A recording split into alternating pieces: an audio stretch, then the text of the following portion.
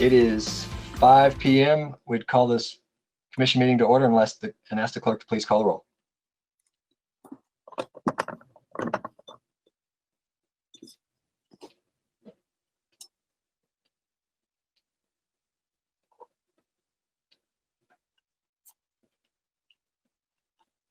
I can't hear you, but I see your lips. I am present, but I can't hear you. I'm sorry. You want to turn up your look to see if your volume's turned up, Shermay. I'm gonna go on mute, so I'm not part of it. Here. Okay, Shermay, Here. we can't.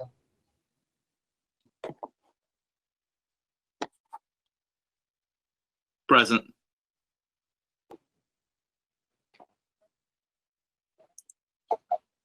Commissioner Waldridge. Here.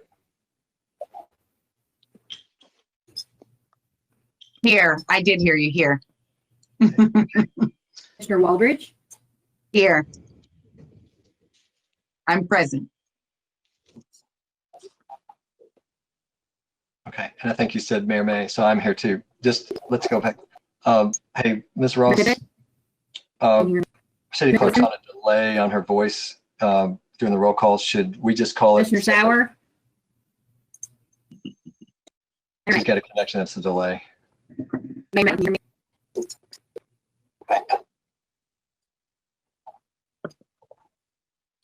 We can have someone else do the roll call if need be, Mayor. Okay, do you mind doing it as the city solicitor? Sure, I will make sure I get those names in the right order. That's okay. It would go Waldridge, Tippett, Wissman, and Sauer, and then Mayor. Gotcha.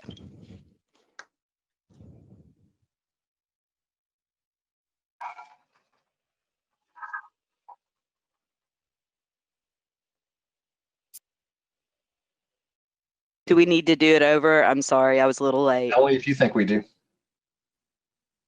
Did everybody say they were present? Everybody said they're present. I think we're good. Okay, we're good. Can you guys hear me now?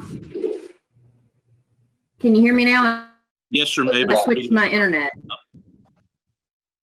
Yes, sure, May. Yes, loud and clear, loud and clear. The problem is it's not synced with your video.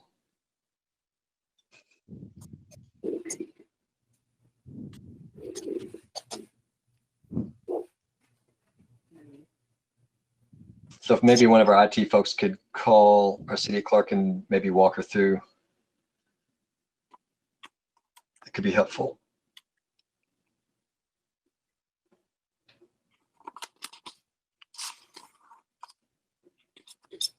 Okay.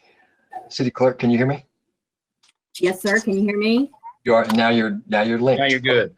Now you're Okay, good. great, perfect. Just want to make sure. We just want to be cautious. All right. So let's see. This is the October 12th meeting. We've done that roll call. And looks like we've got discussion items. That's the number one call there. City Clerk, make sure I have the correct agenda. This is October 12th, 2020, 5 p.m. agenda. And it's called order roll call. Then it says discussion items. And then it says after that, number one is update on FEMA building, resilient infrastructure and communities, BRIC grant application process. Is that correct? Yes, sir. That's correct. Okay. Mayor. Yes, Commissioner. Tippett. Commissioner Tippett. Will we be receiving public comment this evening? We can do citizen comments. We said we would do that. Yeah, we probably should do that. We can do that. And I don't know. It's not. I didn't know if it was listed someplace else on the job. I thought it was. It may be. I've not seen. Yeah, I just want to make. I see it. It's on the. It's on the October 26th agenda. Correct. Okay. I was just wondering if we were going to do that during this meeting. We said that we would do that on agenda items. Yeah. That's why I wanted to make sure I had the right ones because I thought we were I thought it was supposed to be on there. well, it was supposed to be on there, but I thought that I'd seen it, but I don't remember it was on the October 26th. So we will go back to those. We can read those if you want to. We'll go ahead and, because I did see that we had a couple. So we can. Mayor, either do before that. we do that, could I ask our food solicitor, I'd asked about potential to open up our comments for anything related to city business. And I'd ask if we could possibly make an exception to do that during one of our regular meetings, but I understand Laura has researched that, and just for the public's knowledge, because there were a couple of comments sent in that don't relate directly to items on our agenda tonight. The Attorney General, sorry about that. The Attorney General has said that we can only have comments that are related to the agenda for special called meetings.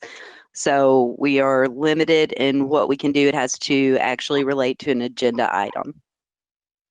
Okay. Thank you, Laura, for verifying.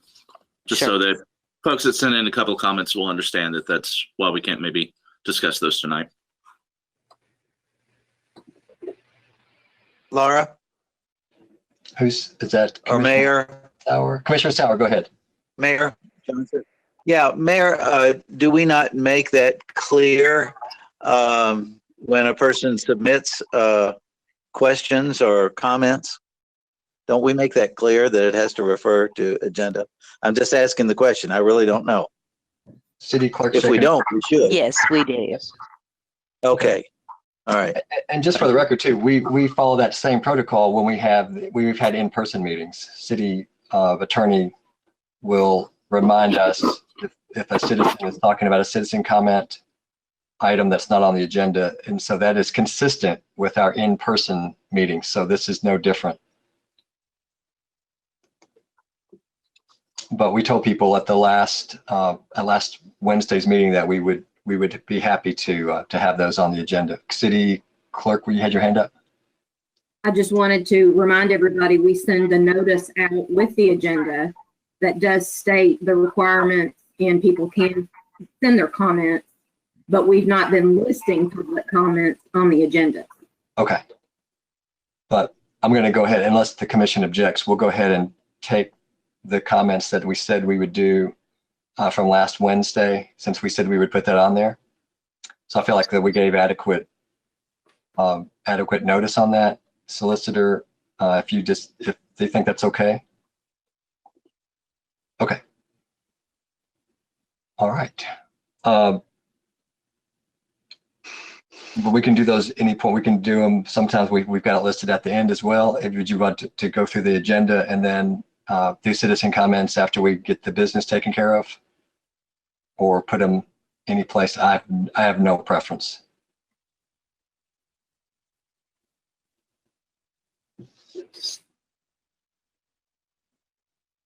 Okay. What's your pleasure, Mayor? The end is fine, Mayor. I'm fine if you want to do that. Yeah. I'm sorry. The end of the meeting is fine if you want to do that. Okay. Anyone else? Okay, because it is on the October 26th agenda, and we are going to talk about a discussion of tentative agenda. That would keep us more in line with rules of procedure, so that I think that covers this, so no one could say that we violated any open meetings provisions.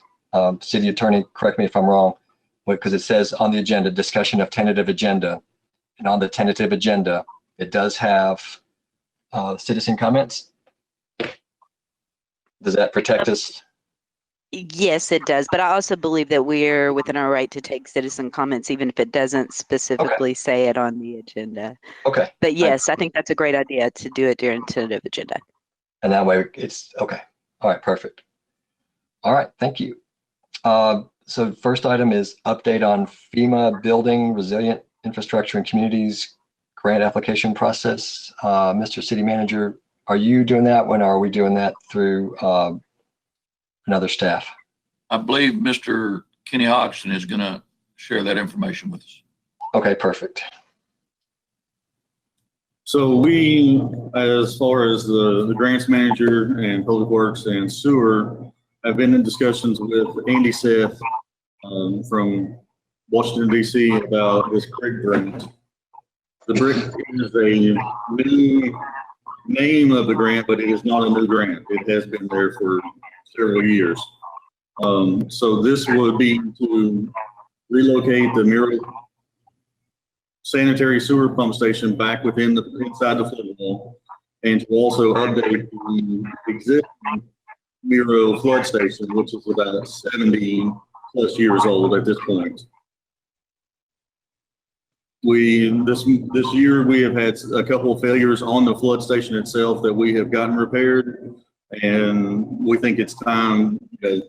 We hate to see the millions and possibly hundreds of millions of dollars are going to be invested in downtown, and then the flood station come to a point of failure. So we want to go ahead and get out in front of this before that would cause any issues later on down the road. Is anybody else getting any echo? I'm getting quite a bit of echo on my end. Yeah, I was hearing something. I was checking. I muted my mic to see if I was on my end, which it's not. All right, I just wanted to make sure everybody was on the same page. So what we're looking at, this is going to be a $20 to $25 million project, 25 of which will be has to be a matching from the 25% of it has to be matching from the city, which the sewer department has said that we would take that as part of our relocation of the Miro Street sanitary sewer pump station. The other will be funded partly by, more than likely by a KIA loan, and the other by the BRIC if we are approved for the BRIC grant. But that is still a significant amount of money in a grant that we could get out of this project. So we're kind of hurrying up to make sure that we get everything in on time for them. But we just wanted to kind of give you an update on it so that you're not, we'd like to try to get an engineer on board pretty quickly so they can do the initial studies on it. We just wanted to give you an update for it so that, you know, if we bring it to you at the work session, you won't be blindsided, at least have a little bit, and we'll try to give you as much information beforehand as what we can. All right, great. Any questions for Mr. Hoxton? Commissioner Wiseman? Yeah, Kenny, thank you for working on this. I met with you and discussed a couple of these projects that are looming in the future. Just for the public a little bit more, this grant is specifically looking at pre-disaster mitigation, right? That issues with the infrastructure that are going to have future problems, and ours, we have one instance, of course, that a pump station's on the opposite side of the flood wall of what it needs to be. Are you taking a comprehensive look at other projects? I know we've discussed the pump station on 2nd Street as well, that both of those were built simultaneously. Is that the full scope of the project, or is it 25 million just for the one pump station at Miro? This 25 million would just be for the combination where we would be combining both the Miro flood and the Miro pump station, the sanitary sewer pump station, into one. We will definitely be looking at long term at the one by 2nd Street School and further. This one was just since we had 2 failures earlier this year, this was the one that we wanted to concentrate on first to make sure we got this one secured before we moved on to the other. Okay. Thank you.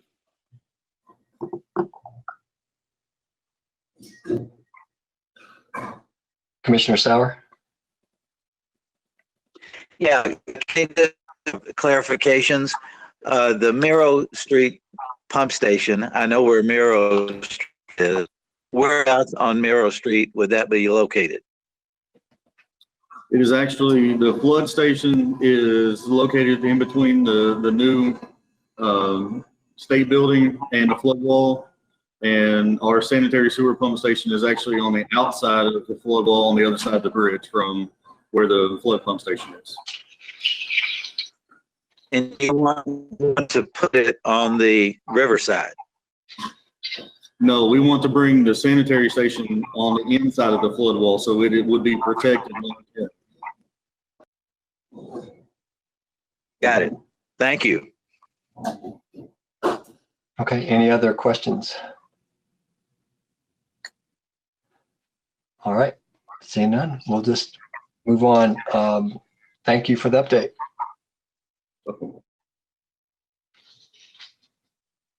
All right, next item would be employee raises, cost of living allowance.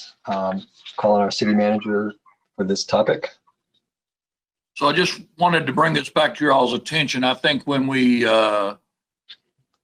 did the budget at the beginning of the year that we included a 0.5% raise. And I believe the conversation was we would come back and revisit that to see if something else was possible for the rest of the year. And the only reason I bring it up now is if we're going to give a little bit more increase in pay, I would like to have it before the holidays so we could get that done. I'm looking at, I was going to request 1%. Ms. Boyd and I have been over the numbers and are actually waiting on the state's, some of the state's tax numbers to come in. They haven't gotten here yet.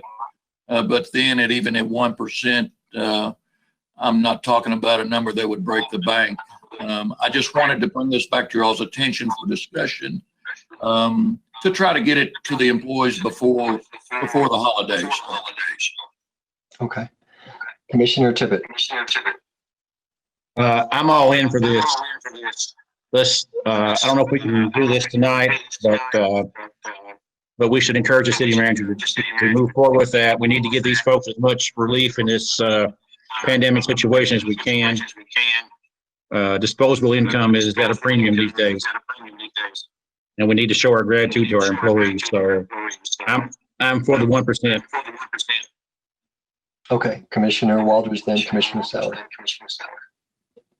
Yes, of course, I'm definitely for raises and things. I know that we discussed this at the budget meeting, which we went on and approved the budget as that was at 0.5%. I do remember Keith Parker had said that we could possibly add on another 1%, which I think most of us at the time were agreeing for 1% or 1.5 later on after those numbers came in. And those numbers, as far as I know, would be first or second week of November to be official, if I'm not mistaken, is what Parker had shared. So I don't think that this is any different than what we were at the time. We were looking more for that first meeting in November to discuss this, but I definitely agree that our employees definitely need a 1%, at least a 1% raise. And I think with the numbers of a 1% raise, which were shared at that budget meeting when Chief Parker was our city manager, you're looking at roughly $110,000 for the 5%. And then that, as I spoke briefly with Ms. Boyd, I think that it roughly was going to be no more than $150,000 if we did go with the 1% raise, which was going to be about 17 payment pay periods if we did it before the holidays, as interim city manager is suggesting. So I think it still falls in line with where we were when Keith was manager and we were discussing at that meeting. So I don't think that it's an issue at all. I think that we can go ahead and move forward. It does not break the budget, and we can stop spending other places to make sure this is appropriate and it does perform better. So I think we can continue moving on as we all agree.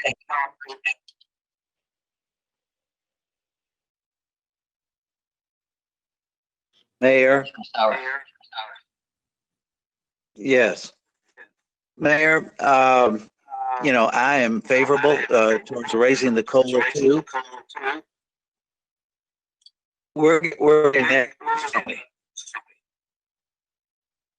I don't know why we're echoing, but anyway, what I was going to say is we are probably going, I was going to ask the question first. Does this, would this motion take 2 readings, this particular procedure? It would be an ordinance. Or change. 1? It would be an ordinance change, so it would take 2 readings.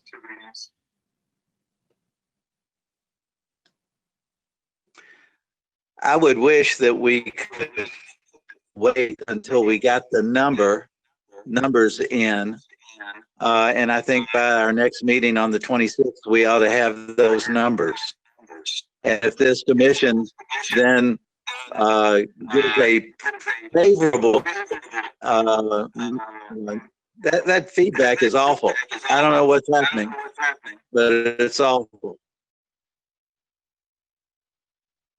Oh, no. So I think it's prudent that we wait until the 26th to make the motion. Then we'll have the information that we would see how bad is it. You know, the previous city manager was saying it was going to maybe look very bleak, but I disagree with him on that. But I'm very hopeful that the state will maintain its current rate or better. I think better. Thank you. You're welcome. Ms. Boyd, did you want to chime in on that? Yes, I hope everyone can hear me. So the state withholdings was significantly lower, around 600,000 or so from what we got back in April. If you'll recall, I sent that information to Commissioner Sauer, and he asked that I share with everyone. The business withholdings actually are coming in better than anticipated. So hopefully that'll make up for some of the state amount that it didn't come in as well. And then the other thing I did want to say is that there's still really no guarantee that we'll have the state amount by October 26th for the next meeting. But as soon as I get that, we will give you that information. And then a lot of the business withholdings come in toward the end of the month following the quarter end. So I'm not entirely sure how many of the business withholdings we'll have by October 26th, but I can keep you posted. I can give you another update on October 26th. I just don't know, how much information that will be. Now, if the state's amount comes in, then that'll be what we get from them. But it's the business withholdings that I'm just not sure, what to expect there just through October 26th. Just wanted to let everyone know that. So, Mayor. Thank you.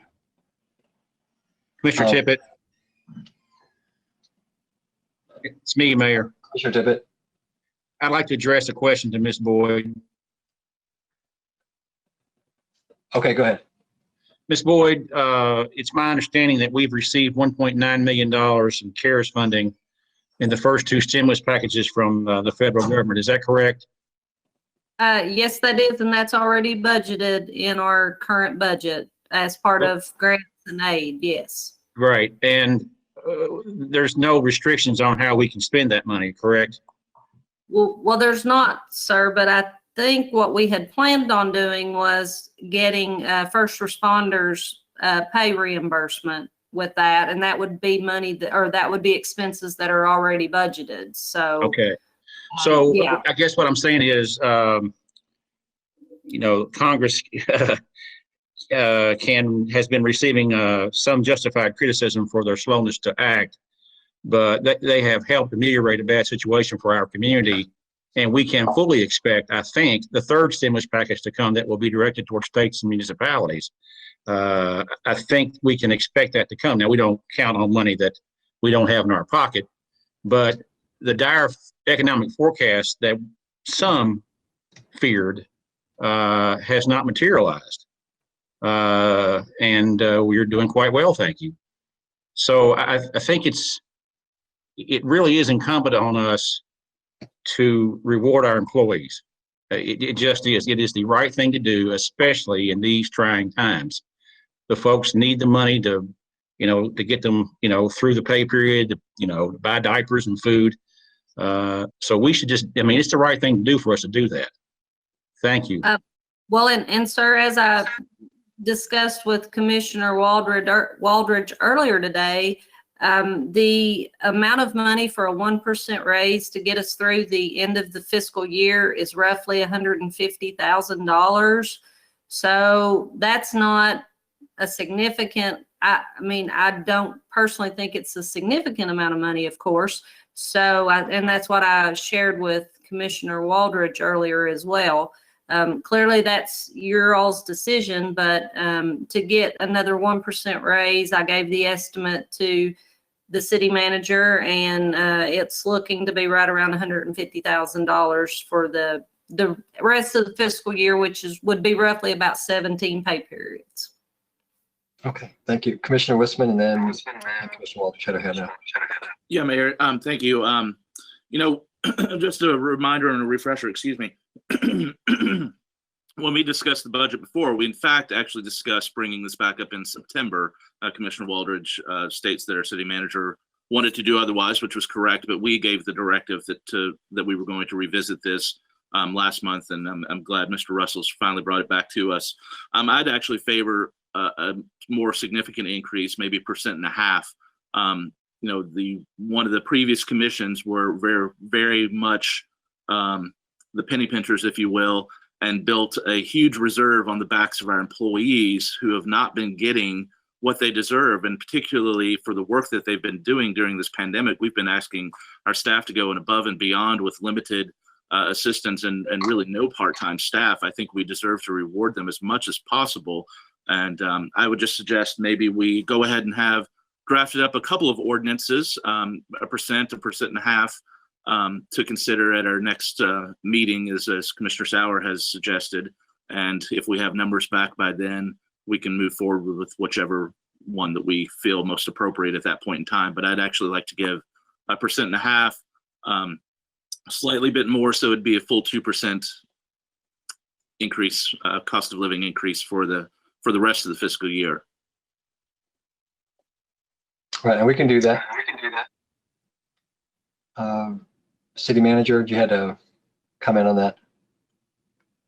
Yes, sir. Well, I agree. I will, coming up through the rank and file, I will always be pro-employee. The one thing that I did take in consideration is that our healthcare premiums will not change this year, which is a good thing. That just shows dedication to the job from our employees. We don't have any huge losses. Now that could change at any time, but talking with Ms. Fields, we're going to be able to toe the line as far as our healthcare insurance goes. And we were looking for a number to put out there that seemed fair and equitable with the lack of that increase. So by all means, throw 2% out there. And I was just trying to bring it up just to kind of get it for the before the holiday season. And I appreciate you all considering this. Okay, thank you. Commissioner Waldridge. I think when we discussed this at the last budget, you know, I think there was a lot of different numbers that were being thrown out, I think all the way up until a full 2.2%. The 0.5 is what we agreed on due to COVID and what was going on and not knowing the numbers. I agree with Tippett. You know, I think moving on with a 1%, I think is a great decision right now. I think that's something we can handle, but I also think that, you know, there can always be another amendment to another percentage later on once these numbers are brought in, once we have those numbers in November. If they come before October, I think that's great. But I don't see why we couldn't go ahead and move with the 1%, and then we bring that up in November to add another 0.5% to make that a full 2% for the entire budget year. In looking at those numbers, but I agree with Tippett. I don't see why we can't go ahead. I mean, we're paying for PR market firms and everything else. I don't see why we have to drag out and salary for our employees when it's just about $150,000. If that's correct, I believe that was the number it was thrown out. And I think that this will help our people, our residents, their families, the employees' families. So I don't see why we couldn't go ahead and move on with the 1% and then wait for numbers to come in, or even wait for Q1 and Q2 to be examined to discuss another pay raise, since we did do the 3% raise, I believe it was last year. So that is sort of my 2 cents, but I do agree with Tippett. I think moving on with the 1% right now is I think that should be something that we could go ahead and do so we can get that worked in for the holidays, as interim manager has said. Mayor, I guess the question is really directed to Ms. Ross. If we get a clear directive for a 1% in this meeting, could that be considered a first reading? And the reason I ask that is I'm just thinking about trying to get the money into the employees' hands as fast as we can. They need it. We all know it. It's desperate times for everybody. So I think the quicker we move, and we can be nimble here. I agree with Commissioner Waldridge. We can be nimble. We just need to move quickly, and then we can make another amendment to adjust it again. I think it is the human and the humane thing to do for this government to do that for its employees and its citizens. Thank you. One more thing we could do, if we want to, we could probably pull, this is a suggestion, we could probably have staff pull a previous ordinance change, and they could draft it off of that tonight while we're in session. We could even take a recess if we need to, and they could draft it and come back and present it. But, oh, no, it's not. I'm sorry, my fault. We can't do it because it is a special meeting and we didn't have it advertised as a first reading. Correct, City Attorney? Yes, I think that's the safest course. So Commissioner Tibbet, we would not be able to. We all agree we want to do something. Let's get those first readings ready of 1.5%. Let's look at the numbers in the week or two that we have and move forward with it at our very next meeting. Sure. We all agree. Why are we talking in circles? We can always come back and do a first reading. We could have a meeting next Monday to stay on track for the 26th. We could have a first reading next Monday on the 19th or any other time in between there, and then have a second and final reading on the 26th. So we can still meet that deadline. If there's enough interest. So I think there's enough interest to direct staff to move forward with bringing the two options for a first reading, then the commission can approve whichever one the votes are there for. Unless there's any objection. Okay. Commissioner Sauer. Does there have to be, Mayor, a specific time between the first and second reading? Just 24 hours. Well, Mayor, why don't you, if I'm okay with what you're suggesting, but why don't a different spin on that would be as soon as we get in the figures from the state, have it ready, and that very well may be before the 26th. Have your first reading then, and have a second reading on the 26th. If the information doesn't come in by the 26th, I guess you could have the reading on the first reading on the 26th and the second reading on the 27th, which would be my birthday. Anyway, The 24th for just a mine. thought. Just a thought. It's all right. Well, I think let's let our staff draft up those first, those ordinances, and then we can ask the city manager to let us know what time frame works best, if that's okay with everyone. Anyone object? Okay. Sounds good, Mayor. Okay. All right, next would be discussion of electrical inspector MOU and ordinance. I'm guessing this is planning. I believe Mr. Cockley helped broker the deal, Mayor, so. There we it go. should be on here someplace. All right, we can let our planning director go ahead, Mr. Cockley. Evening, everybody. This is a renegotiated MOU from the one that the city approved, I believe, originally back in 2017 for those of you that maybe weren't here at the time, the city had lost their permanent electrical inspector employee and had gone for a period of time to using a contract electrical inspector. And that experience, from what I can gather, looking back through records and things, was not going terribly positively. And somewhere along the line, discussions began with the county, who still had a single electrical inspector and had been tossing around the idea of funding a second position as a backup, but didn't know that they needed an entire second inspector. So long story short, the two sides got together and decided that it would be beneficial for both parties to have some sort of arrangement to share the cost of electrical inspector and go into this agreement so that the county electrical inspectors do all the electrical inspections in both jurisdictions. So we've been operating that way for a couple of years. The anecdotal evidence that I've heard from a lot of the contractors and developers is that it is easy for them because they can go to one spot in the morning and pull the paperwork, deal with the same inspectors, and get their jobs done, get back out on the job site working, regardless of whether the job's in the city or the county. So I've worked with Tommy and Judge Wells and Robert Hewitt over at the county to try to look at what might be a more fair deal. The numbers haven't been looked at in a couple of years since we started the agreement. The original agreement required the city to split the cost of salary and benefits of the one inspector. And then the county would keep 5% of our permit fees as an administrative fee. And we would settle up after that. So the amended agreement, that administrative fee goes from 5% to 25%. So we keep 75% of our fees, but they take 25.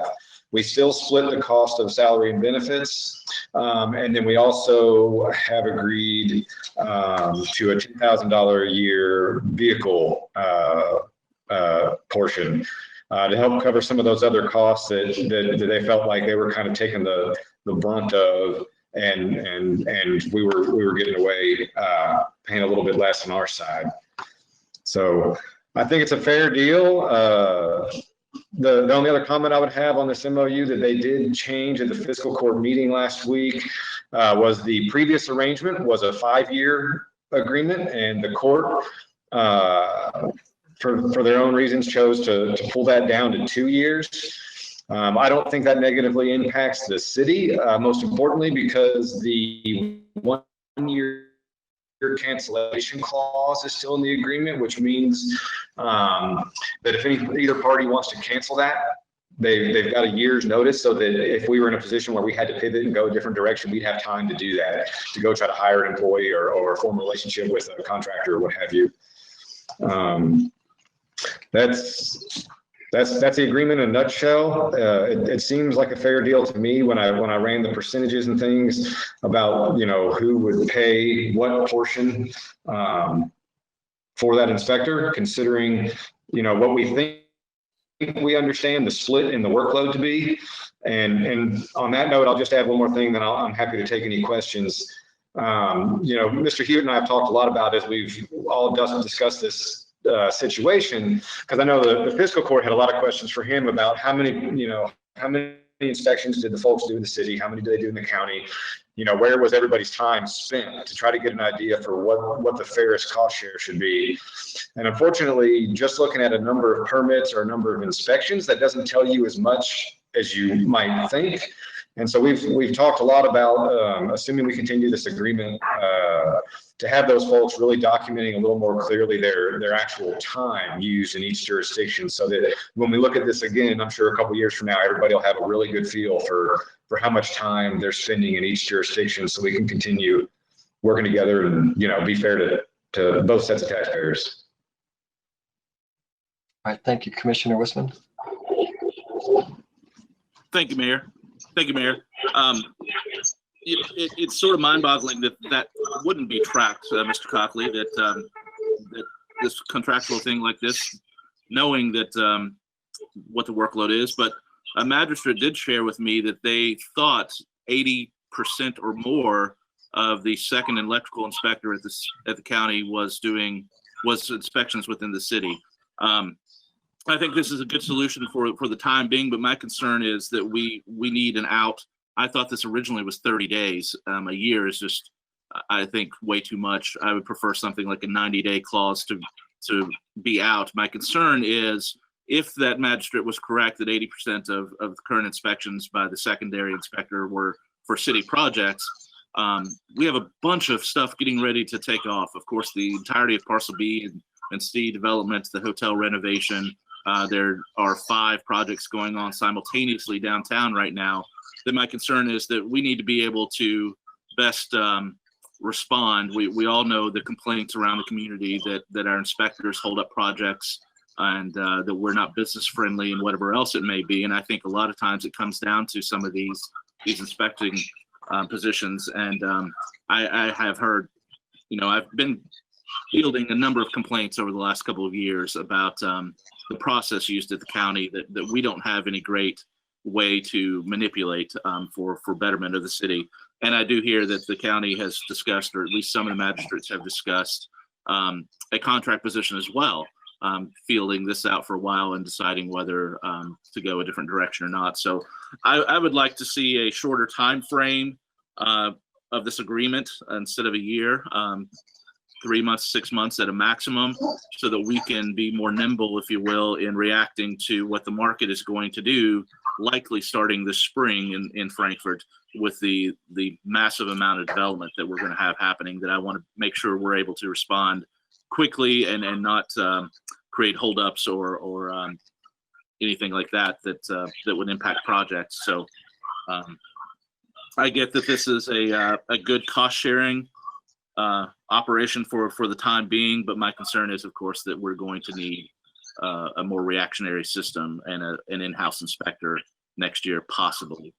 So I want to make sure we have that flexibility. If that indeed presents itself that is the case, then we can do that.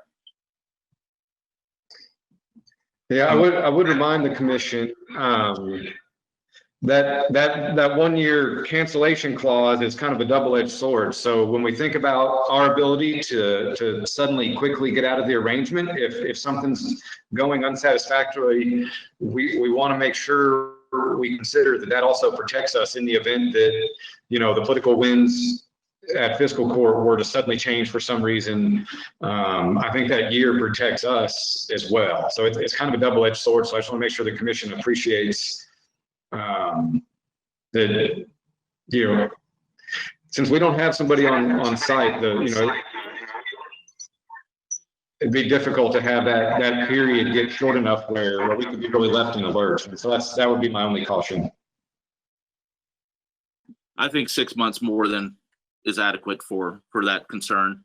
That it is our responsibility as a city to have this position and to offer these inspections. I understand the county has just had a expanded jurisdiction, so that this is perhaps the appropriate revenue or avenue for us to proceed with inspections in the future. But I see the need coming up in Frankfort. So I'd like to see a 6 month agreement period that we can review every 6 months for performance and see where we're going and how good or not we are reacting to the market demand and making changes appropriately. That has been part of my concern over the last 3 years of this agreement, is that us as a city have maybe not been able to best control the inspection system, and I probably field more complaints about that than many other things. But I understand this is a good deal for us in the county, both at the time being for the demand and the need that we have currently. But as I've discussed with Mr. Russell, my concern is going into the future that we are reactionary and as quickly able to meet the need of inspections as we need for the development schedules that are about to start in Frankfort. All right, City Manager. Thank you, sir. I think Commissioner Wisman, we could entertain the 6 month clause in that thing. I think one thing that we need to be cautious about is that if we get out of this thing, we're going to have time to be able to provide the service. So that I think 3 months is too short for Mr. Cockley to get maybe all of the ducks in a row, but I think 6 months, we could probably do that. We can send that back to the county with with our request and see where it goes from there. But we certainly don't want to kill the deal. But like I say, I think 6 months would allow Mr. Cockley to be able to put somebody on staff to take care of city business with. All right, thank you. All right, thank you, Mr. Cockley. I go into the next item. I believe we have Ms. Rebecca Hall to talk about our economic incentive program to see where we are. Is that correct, Mr. City Manager? Okay, there she is. All right. Just to give you an update, we currently have 17 applications. Most of the majority of those came in the last 5 days. We've also had several inquiries, both by email and phone calls, questions to me. So I anticipate we'll get several others in. I don't know that we'll be able to get enough applications to expend the entire $500,000 that we have in the budget. So if the commission is all right, I suggest we extend the deadline to possibly the end of the year, and then see from there. I can give you updates periodically on where we are. All right, Jesse. Commissioner Tippett's hand up first. I'm not no, it's not. Okay, I'm sorry. Looking at the screen, I saw movement. I don't know if Commissioner Wistman or Waldridge were second and third, or in this case, really first and second. So, Commissioner Waldridge. Yes, I know I had spoke with Ms. Hall earlier, just sort of deciphering through this. And I think that it was a great idea of hers to say, yes, let's extend it on to the end of the year for this. And I also think that once we talk through some things, I think we both agreed that maybe we can move from that $5,000 increment, maybe up to a $10,000 increment. For those that may need a little bit more money, since obviously, like she said, we have 17 apps in. Inquiries are coming in a little bit more. I spoke with a couple of business owners today and letting them know to make sure they're getting in. If they have questions, ask Rebecca. But I think maybe that's something maybe we can entertain as a commission to say, let's move that up. Let's give her a little bit more leeway with $10,000 per application, if that will help our local businesses here. Instead of doing the $5,000, because it looks like we're not getting anywhere near the $500,000 that we allotted.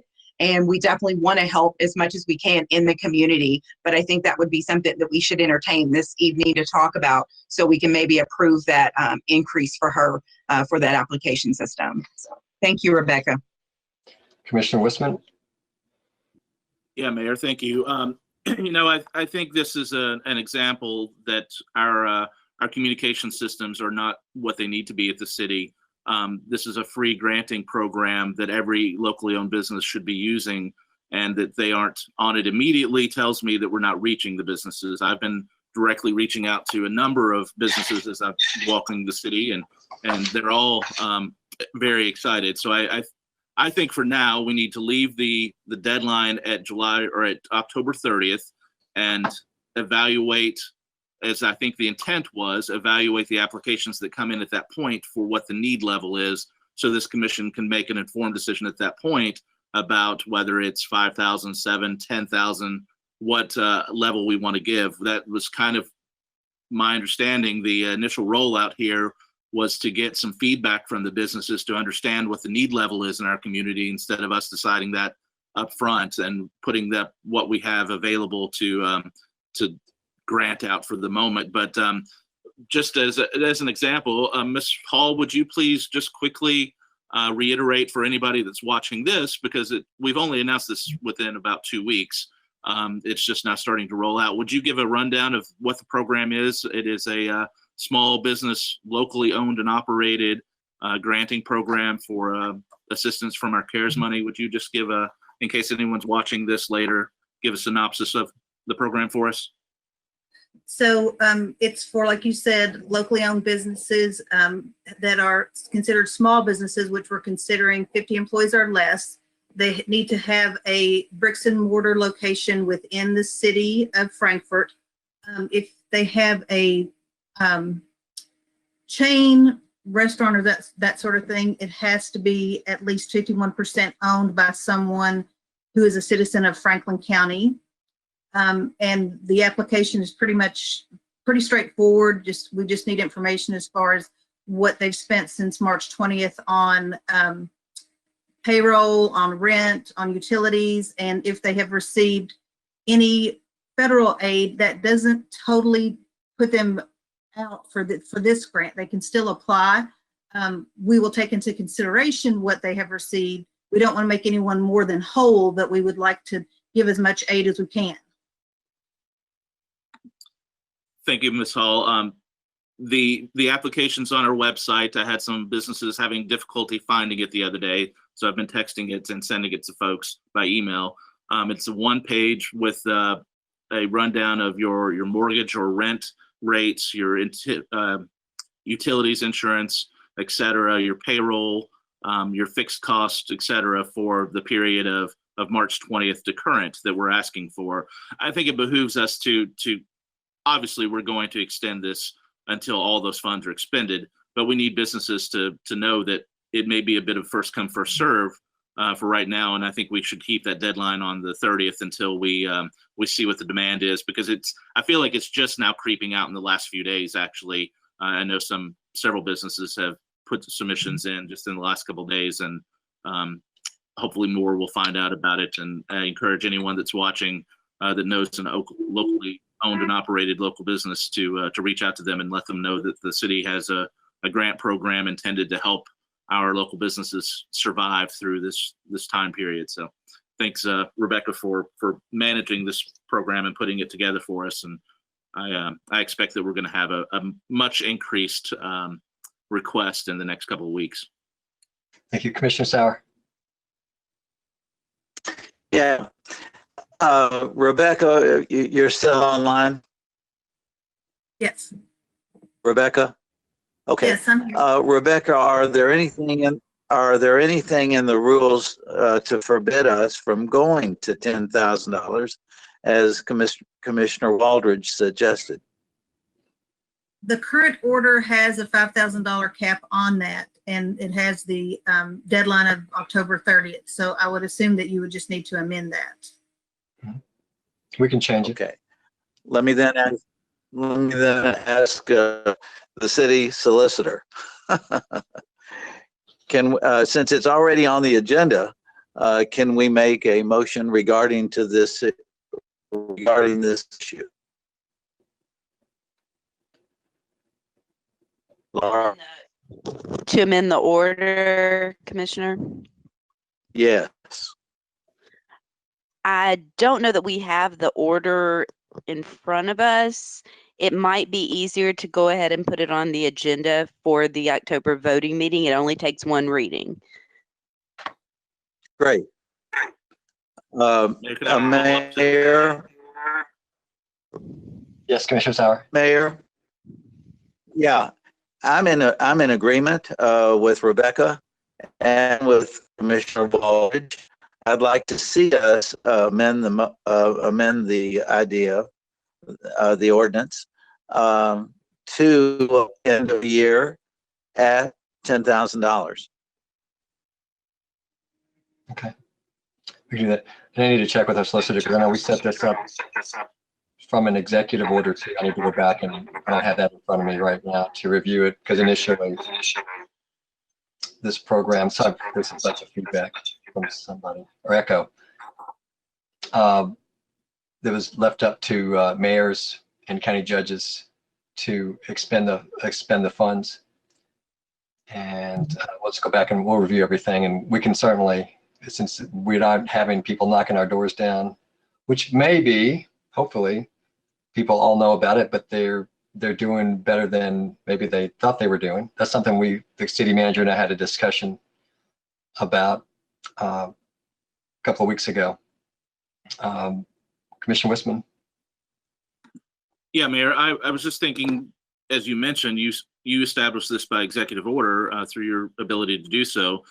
We don't have to vote on anything to make a change. If we give you a directive, I would imagine that you could alter the program through executive order. I have no problem, and I actually was hoping we would extend I think I've said publicly that I hoped to put maybe $2 million to this program if the need was there, and to increase the level that we give out to each business, because $5,000, frankly, is very little for just mortgage and rent alone for a 6-month period. And I have a strong suspicion that these funds are going to have to help sustain some of our very small locally owned businesses through the winter until spring. So I would fully favor going ahead and saying $10,000, but I still think we need that October 30th deadline to see what the demand or what the need is going to be, so we can evaluate in some form, because I've been talking with businesses big and small to see what their need is, and frankly, some of them are down more than 50% of their revenues this year. And if Christmas season isn't good, some of our longest lasting businesses in town don't know that they will survive, quite frankly. And I think it's up to us to try to help them and keep those jobs in place through hopefully spring, when things change for us all. But I still think the deadline, a shorter deadline for us to at least evaluate the demand and the need, at what level the need is, because we may come back and say that we need to add another $500,000 to this and up it to $20,000 per business, because that's the need that is going to sustain the businesses through the winter and keep them here and keep people employed. I think we need that information and that feedback from the businesses, and we're only going to get that with a shorter deadline for the time being. But I'm fully fine with going ahead and upping to $10,000 per business. Thank you. Why don't we'll get the city solicitor and city emergency management team and the city manager with our grants folks together. We'll just, if y'all don't mind, if you give us a couple of days to review that, and then we can come back with the recommendation, just if that's okay with you all. All right. Yeah, sounds good. I'm sorry, Commissioner Waldridge. Yeah, I just had a comment that, I appreciate Commissioner Sauer in that movement. I think that we do need to move ahead, as stated before. But I also just want to take a moment, just, as our staff works very hard in getting and preparing things for us. And I just hope that, as we're getting our staff, such as Ms. Hall here, preparing things and bringing things forward, that we're respecting that and just not always ready to cut them from below to, go against what they're saying. We have very competent staff that clearly is getting these things together and letting us know. And I just ask that we do respect those, that, she threw out something, Ms. Hall threw out something, and I think it's something that we should definitely take into consideration. And we sat here and talked all the way through something. Now we're back to doing her extension. So I just for everyone, just be, cognitive of that our staff is competent to be able to throw these things out there, and when we ask them to bring things to us, yes, we can vet it, but let's be respectful to them as well. And let's really take some of their considerations and really applaud them for being the great staff that they are, and not always feeling like we have to change something unless it really is something that we need to vet at that time. So I just say, just sort of take a step back and just be in the shoes of them as I'm sorry, Mr. Wisman, I'm still talking. Could you mute yourself? I know you want to talk. But, just with that, just out of respect, I think that, we have a great staff. Let's respect that. But at the same time, let's vet through what we need to vet through. But something as simple as this was something we could have moved on with and seen the greatness of coming out of that. So that's all I wanted to add. Thank you, Commissioner Sauer and Commissioner Tippett, for agreeing. Okay, so we'll go back. We'll review that. City manager sent me a note that we need to go back to item number 3, to the electrical inspector MIU and ordinance. So I will turn that back over to the city manager. And is our planning director need to get back on too? Okay. Yeah, this is the second part, and I guess we're not scheduled for a first reading, but just wanted to make sure we didn't skip over. I think I've shared this information with you all prior to, but it's the amendment to the permit fee schedule for the electrical permit fees. They haven't been amended anyway in a number of years, and felt like it was an appropriate time to do so, particularly when Mr. Hewitt at the county and I talked a lot about, once again, trying to make our partnership as seamless as possible and as simple for everyone using it, to amend our respective permit fee schedules together so that they match up and it keeps it simple. Then we can even get to looking at our forms and things and address those so that everybody uses the same thing to keep it simple. So that's what we've given you there. I'm happy to answer any questions you may have. Okay, are there any questions? All right, I don't see any. All right, thank you all. Next item, okay, Commissioner Wisman, did you have one on that? Not on that directly, Mayor, but I would like to state something here.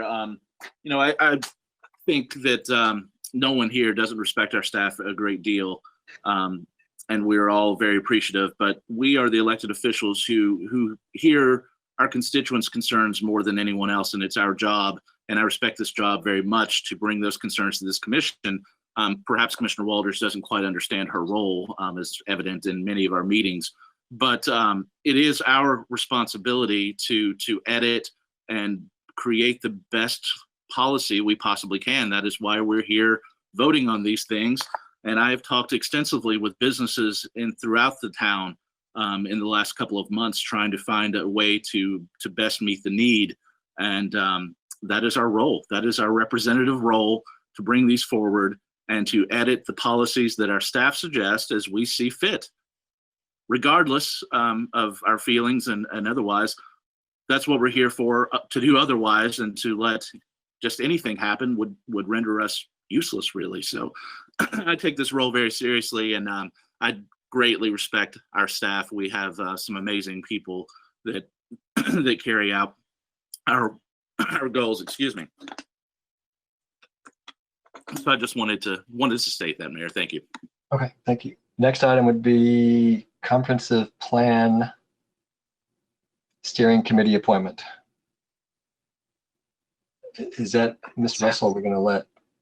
Are you doing that, or Mr. Cockley? That's what Mr. Jackson brought up at our work session. So Eric has more impact on that than I do. So I think I saw Commissioner Sauer and Commissioner Walters raise their hands too. Well, I'm fine to listen to Eric and whomever. That's okay. Mayor. If you wanted to go ahead, I was commissioners. If you want to go ahead and ask questions or make your comment, that's fine. Oh, I just like to hear what he has to say. Okay, so I'll let Mr. Cockley go, and then I'll call on Commissioner Sauer, then Commissioner Wall. I don't have a lot to add. This is coming back. Mr. Jackson, the Planning Commission Chairman, came at you all's last meeting and I think shared with you his intention to start this sort of initial steering committee, if you will, to discuss just general 30,000-foot view of what might the process look like to begin the comp plan process, which we expect, but I guess we'll see what the committee comes up with. To probably also the deliverable of this particular group may end up being an RFP for a consultant to, at some point in the next few months, begin this process. And as part of the group he formed, he wanted a representative from the Board of Commissioners at you all's choosing, whoever's willing and able to do it, to serve on that commission, or steering committee, I should say.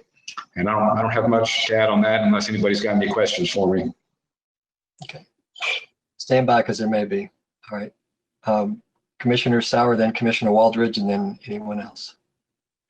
Oh, Mayor,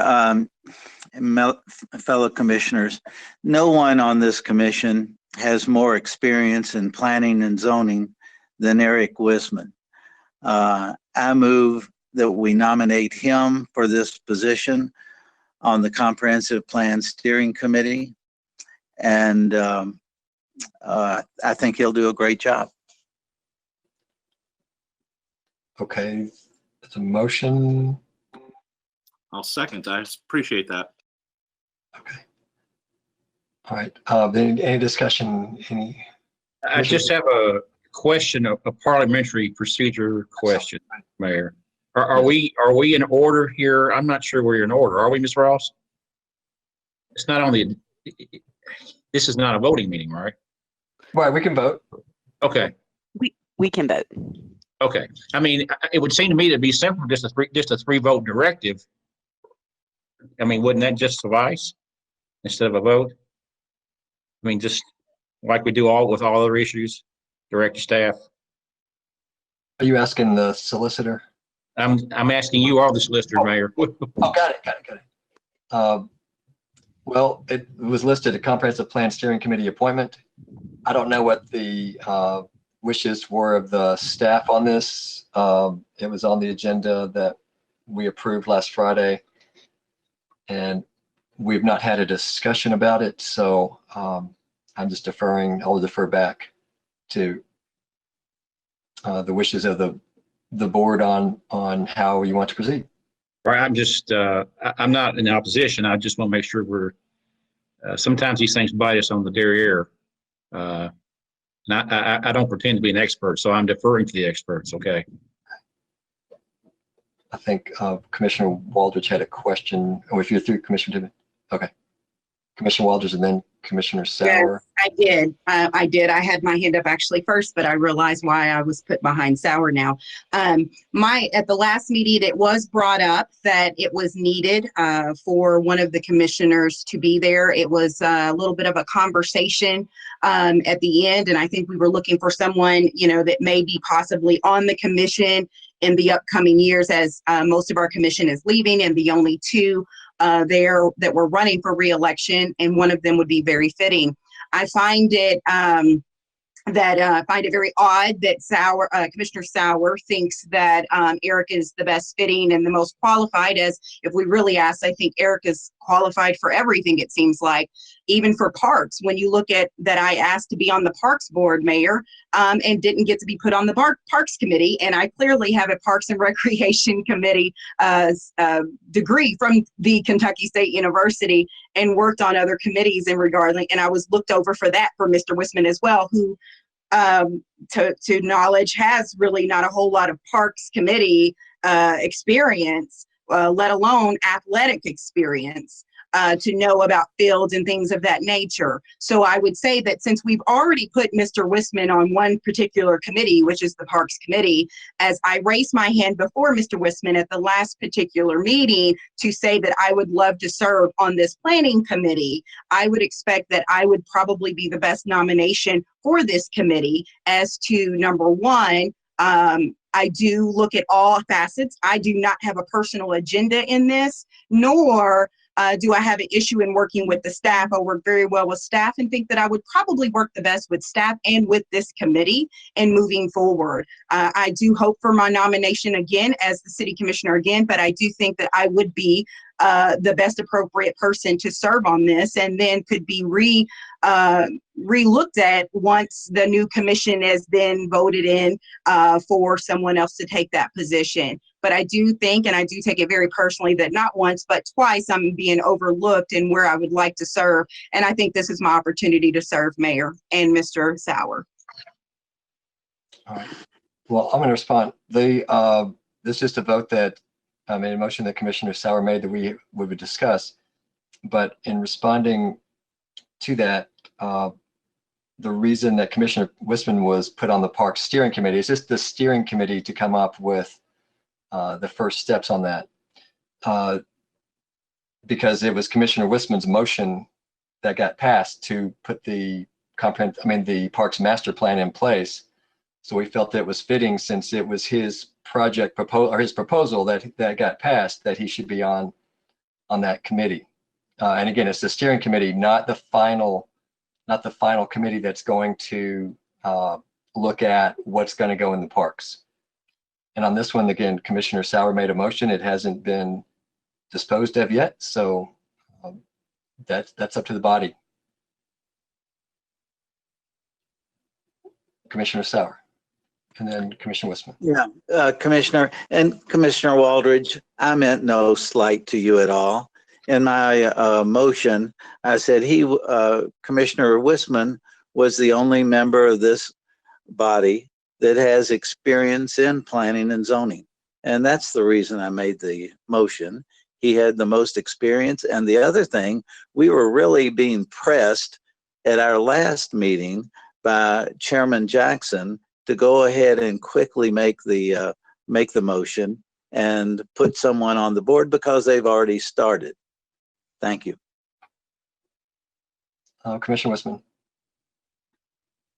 Mayor, I just wanted to clarify for everyone, this is not about the comprehensive process or planning process that's going to take most of next year. This is simply a committee to select a consultant. Most likely, that's going to be the process to create the criteria for selecting the consultant and putting out an RFP to hire that group to conduct the comprehensive master plan for the city and the county this year. That's all this is doing. And per Mr. Jackson's comments, they're looking to have that done before the end of the year and meeting already on that process. So it is pertinent for us to appoint someone to take part in that committee, that steering committee, so that this isn't delayed and we meet our federal mandate to begin our process, which has already been delayed because of COVID. So I'll happily serve always, however I can. I do take offense to some of Commissioner Walters' comments. She does not know my background or any of my work really, but we'll leave that to another way. And I would just ask, as we talked about respect earlier, if we can all be able to disagree without being disagreeable. We're here to serve our community and to do what's best for Frankfort and to use our skill sets as best as we possibly can. So can we move forward with that? Mayor, I ask you to call for the vote. Okay. Were there any other comments, Commissioner Waldridge? Yes, Mayor. I think that if we can move on with this vote. However, I do, ask the other commissioners and yourself to realize that we already have, I understand you said that the most experienced, Commissioner Sauer. So I completely understand that, but there's only two people that are running for re-election. So it is between Mr. Wissman and myself. But furthermore, I just hope that that I raised my hand first in wanting to serve for this committee, and I just ask for your vote in being on this, and that I ask you vote this motion down so that I can serve. And if this motion does not get voted down, I would suggest that the second meeting in November that we bring this back and revisit on depending on who actually becomes the next city commissioners for the 2021-22 year, that we bring that up the second week of November if it doesn't go appropriately. Thank you, as I think that who is going to be a sitting commissioner in 21-22 should serve. So I think that we should definitely revisit that if that is the case. Question, Mayor. Go ahead, Commissioner Tibbet. So, was Chairman Jackson really pushing us for an answer? I mean, like post haste. Let me say this: there is some merit. There is some merit to Commissioner Waldridge's argument. This will bleed over into the next commission. So I'm really in a quandary here as to, I see the merits of Commissioner Wissman's nomination. I also see the point is pretty well taken by Ms. Waldridge. And I guess my question is, could we not defer this until after the election? That's just a question. But if Mr. Jackson thinks we need to do it post haste, then by all means, we should proceed. But I'm sort of, again, I'm not an expert on everything, but my gut's is pretty sound. So I guess I'll just withdraw. And if you think we need to vote, Mayor, then we'll vote.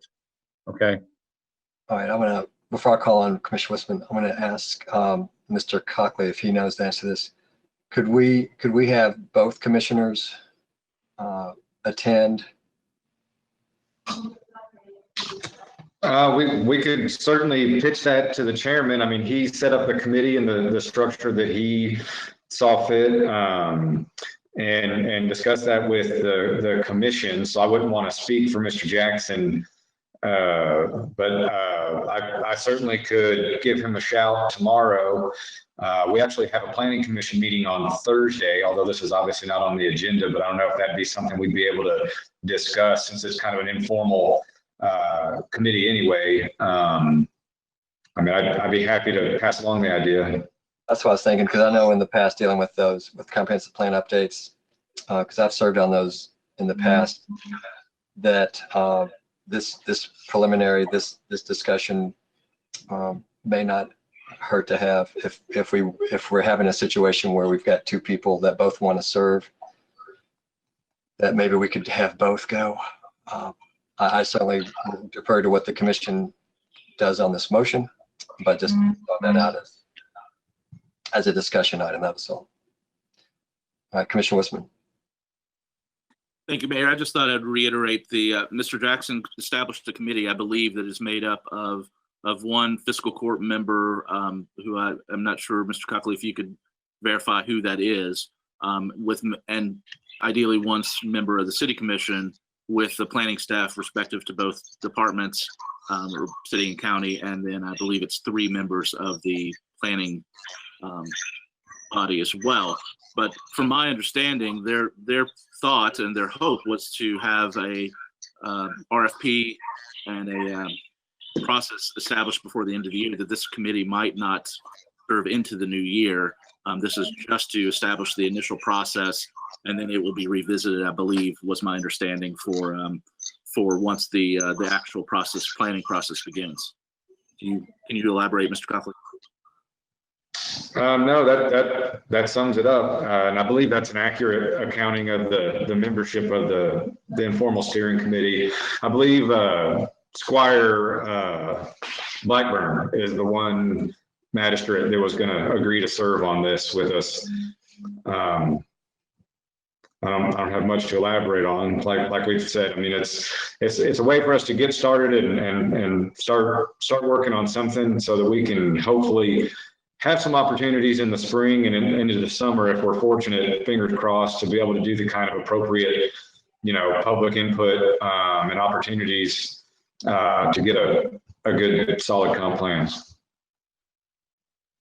So if we went back and just asked them to add another fiscal court member and add another city commission member, we could have both of our city commission members serve if they had an additional fiscal court member. That seems, I don't know if that is a workable solution, just something I was thinking as a way to allow both of our city commission members who both have expressed an interest to serve.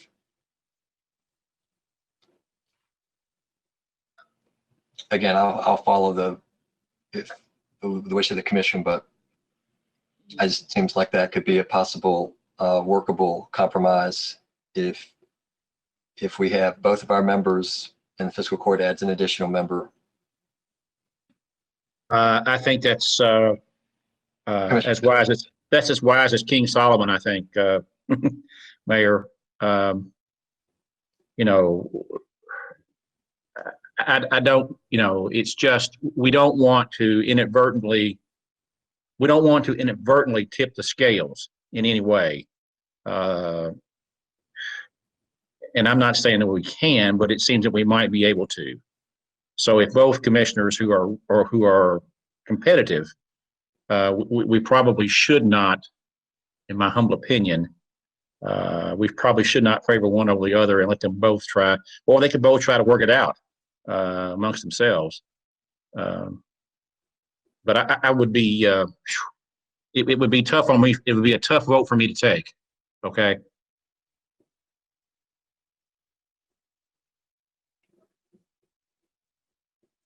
And we could always, if the city staff contacts the county staff to talk with the county judge or to Mr. Jackson, I don't know if the planning commission chair can change that unilaterally, and if so, we would just say as a way to compromise, add an additional fiscal court member and an additional city commission member, so both of our members who have expressed interest could both serve.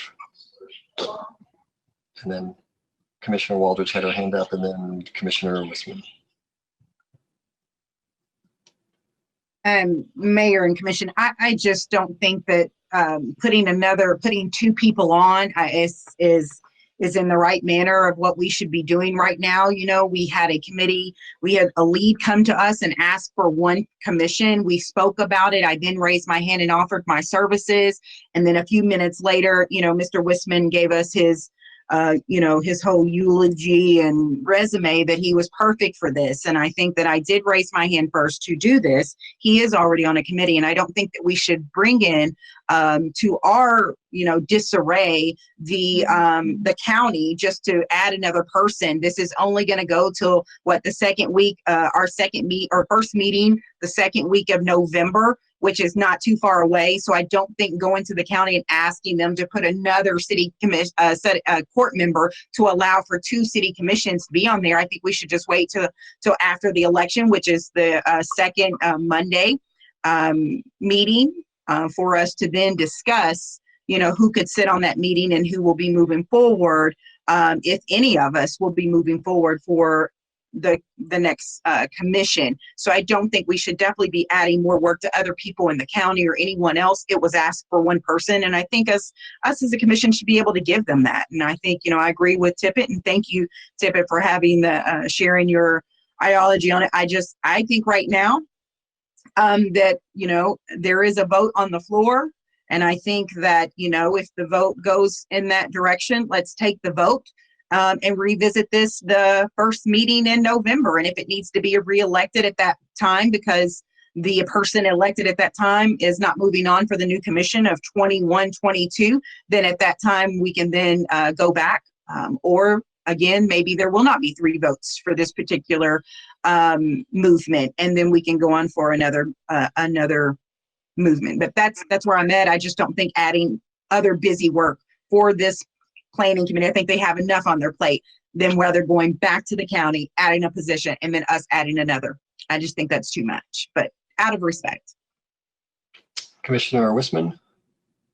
Yeah, Mayor, thank you. I respect Commissioner Waldridge's concerns and desire, and I have no problem sharing if we can have both of us on there. That is up to Mr. Jackson as the chair of that committee, and the committee that he's established asked for one. I think this is just kind of ridiculous. Let's move on with real issues. This is just selecting an RFP, putting out an RFP to select a consultant, and then the next commission, January 1, can take it and run from there. But nothing will be done before then except for putting out that RFP and creating the qualifications for this consultant. This is just indicative of the minutia we get caught up in with this board time and time again. Please just call for a vote, up or down. We'll figure it out that way. Okay. Any others? All right. So the motion is from Commissioner Sauer to appoint Commissioner Wisman to, what's the name of the committee's Comprehensive Plan Steering Committee? Okay, is everyone clear? All right, clerk, please call the roll. Commissioner Waldridge, Absolutely no. Mr. Tippett, Yes. Commissioner Wisman, Yes. Commissioner Sauer, Yes. Mayor May. I'm going to vote yes, but I want to explain my vote. I think it would be nice if we could send a note to Mr. Jackson and County Judge Wells to ask them to consider adding a fiscal court member. And then we can also add Commissioner Waldridge. It's a bit of a quandary to have to choose between 2 members. I do know Commissioner Wisman had served previously on one of our zoning boards, so I know he has that background, but the fact that Commissioner Waldridge has expressed interest, I certainly I respect that wish to, and would ask that we direct our city manager to send a note to both the county judge executive and to the planning commission chair and both their staffs requesting that we add a second fiscal court member and a second city commission member, and that we, in so doing, if that is approved, that we allow me to appoint directly Commissioner Waldridge to serve on there with that commission. Commissioner Waldridge had her hand up first, and then Commissioner Tippett, and then I think Commissioner Wisman. I think Commissioner Waldridge.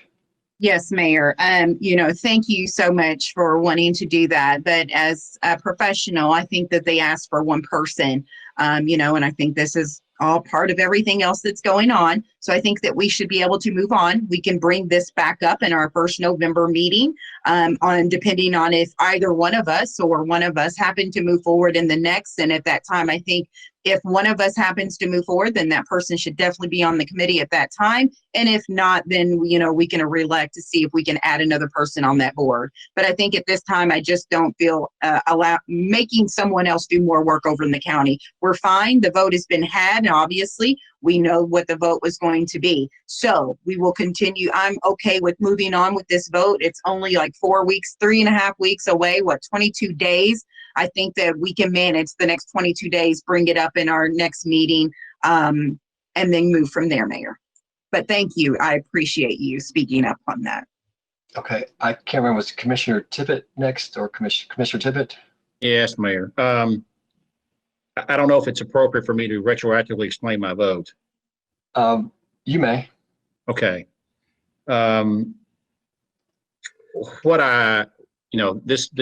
This vote was really my effort to try to relieve Mr. Jackson of his pressure. He expressed some concern about expediting it. So that's why, I had to choose. And it seemed like to me that moving forward with a yes vote would be in line with his vote, with his concerns about moving forward. So nothing more than that should be extrapolated from that vote. Thank you. Okay, thank you. Commissioner Wisman? Yeah, Mayor, actually, I'll agree with Commissioner Tippett. We were requested to do something. We're holding up a body from moving forward who's already been meeting. I have no problem, and I fully support you to request that of Mr. Jackson. And I think it's probably not an issue whatsoever. It's a non-issue more than likely to expand, to add 2 more members. And I think we'll have a better product by having Commissioner Waldridge and myself there. So I have no problem with moving forward with that request, but I also don't want to hold up the process that is a federally mandated process, that we go ahead and select this consultant and move forward with our comprehensive plan.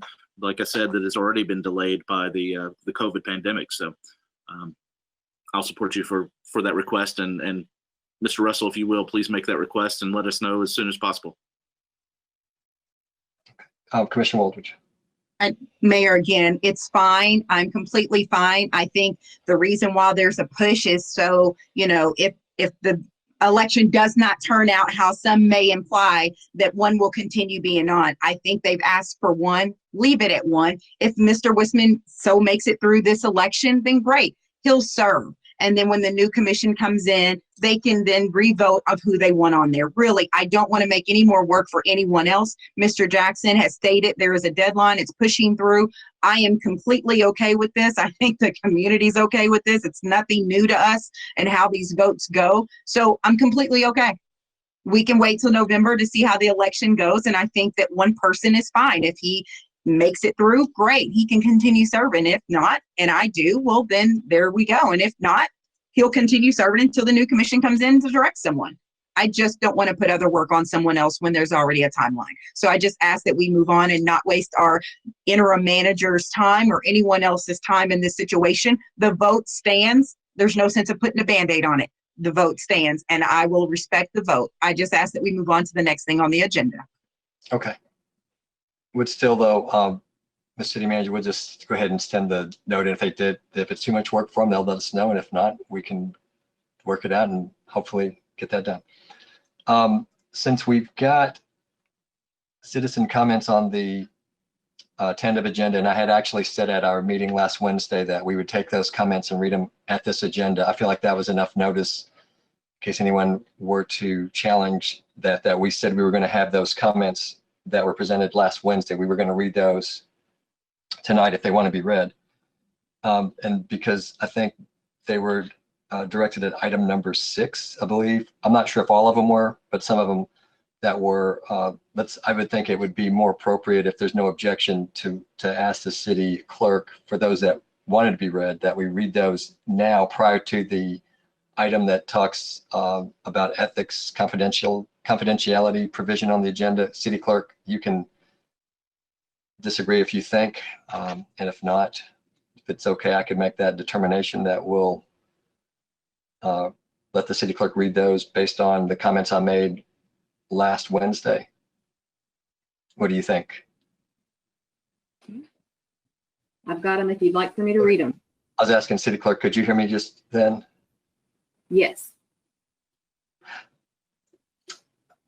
All right. And city attorney, do you have any objections? Do you think that sounded No, okay? Mayor, I don't have any objections. I think it's fine any way you want to do it. Okay, thank you. I think that just goes better to read those before than afterwards, just for the benefit of continuity. So the city clerk has those in front of her. It's at your discretion whenever you're ready to start reading. And then read from one, then read to the next one, please, until you're concluded. Thank you. Okay, the first one is from Devin, and I'm sorry, I know I'm going to say it incorrectly, as Ofifa. That's okay. So his comment is the Watergate scandal shook the foundation of this republic when it discovered there was a blatant abuse of government power and obstruction of justice at the highest levels. The scandal left aftershocks still felt today when blatant examples of government betrayal of public trust and corruption are apparent. What generally happens is that a government scandal occurs and an element of the scandal is merged with the word gate to make it clear to the public that there is a blatant government malfeasance at hand. We have heard of Spygate or Pizzagate. The NFL even had a play on it once with Deflategate. What we have today in Frankfort is a possible Parkergate, perhaps. Currently, the facts show that there is enough evidence demonstrating possible government betrayal of the public trust in favor of self-interest. This is such a serious affair that the State Journal is filing a request with the Attorney General's office to get to the bottom of the matter. With the firing of the unanimously recommended in the first place, Keith Parker, those who made the decision hid behind laws so they didn't have to give the citizens of Frankfort a legitimate reason for dismissal.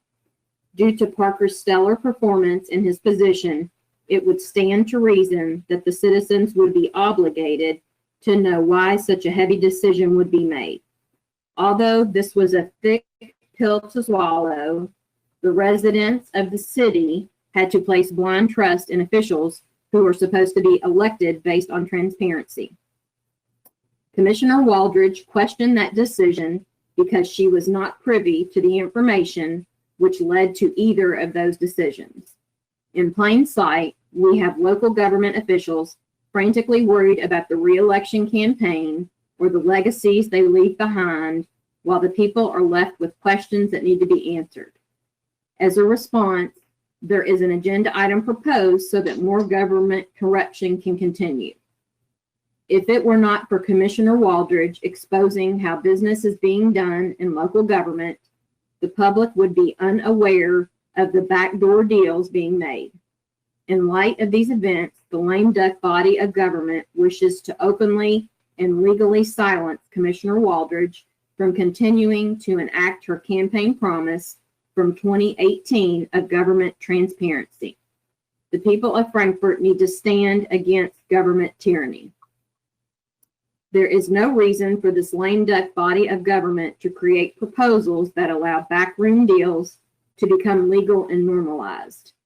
In a government designed by, of, and for the people, a select few shouldn't be allowed personal gain at the expense of the people. If this resolution is voted on and passed, it's the same as if Nixon had been allowed to keep the tapes.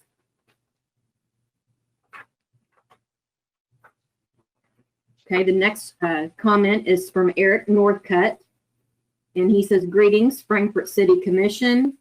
While I strongly agree that the City of Frankfort Ethics Code should be updated, I find it interesting that it should be brought up when 3 of the 5 on the board are not running for office again, and we are less than 30 days away from an election.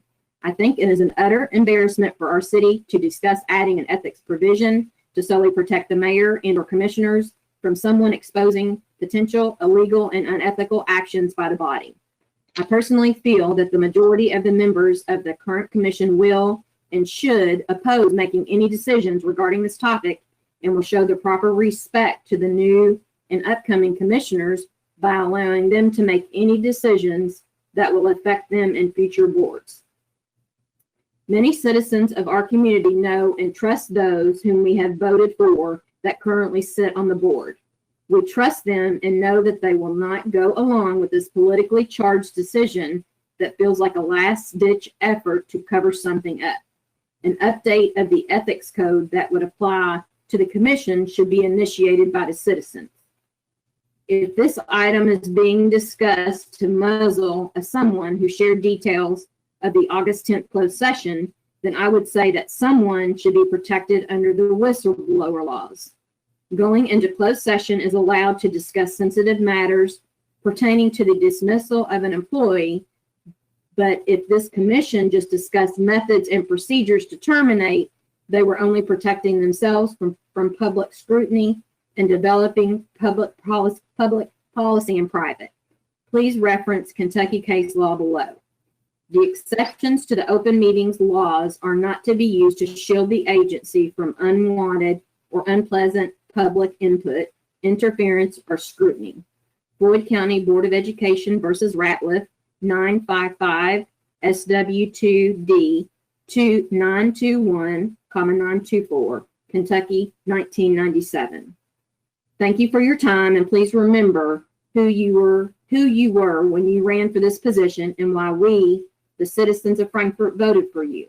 Please continue to serve this great city to the end of your term and lead with honor and distinction. And the last one pertinent to that item is Mike Fitzpatrick.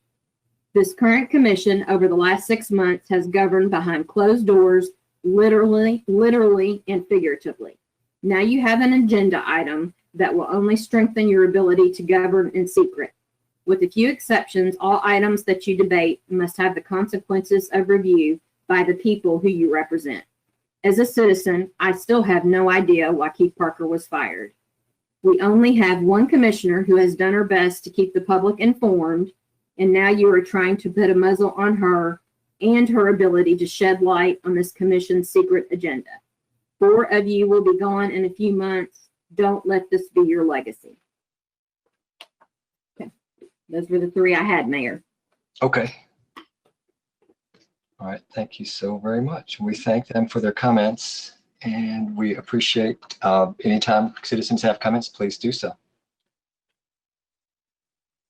Let's see where we might. Next item is number 6, ethics confidentiality provision. First, I want to, did we get Mr. Cross? Did he send something? Al Cross?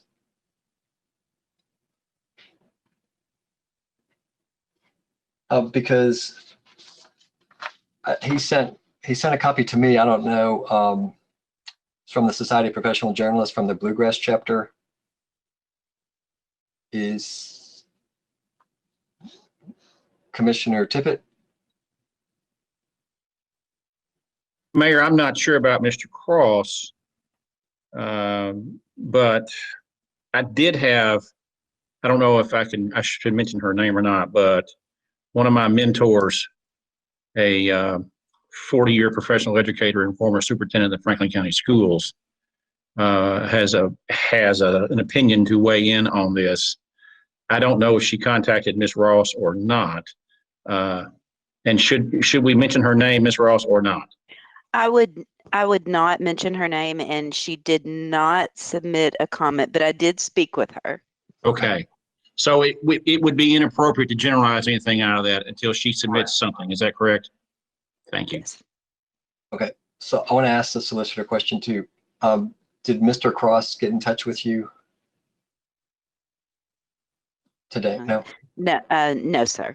Okay, because he sent me a copy of this last evening, and I just didn't know if it had been sent to our staff for entering into the record. I just don't want to leave something out. So, To my knowledge, he did not. I Okay. believe Ms. Hecker sent us all of the comments. okay, I just wanted to But- be sure. I could be wrong. Would it be inappropriate for me to just mention that he did send me a copy via email? I gave him your telephone number to call you to talk about how to be on the agenda.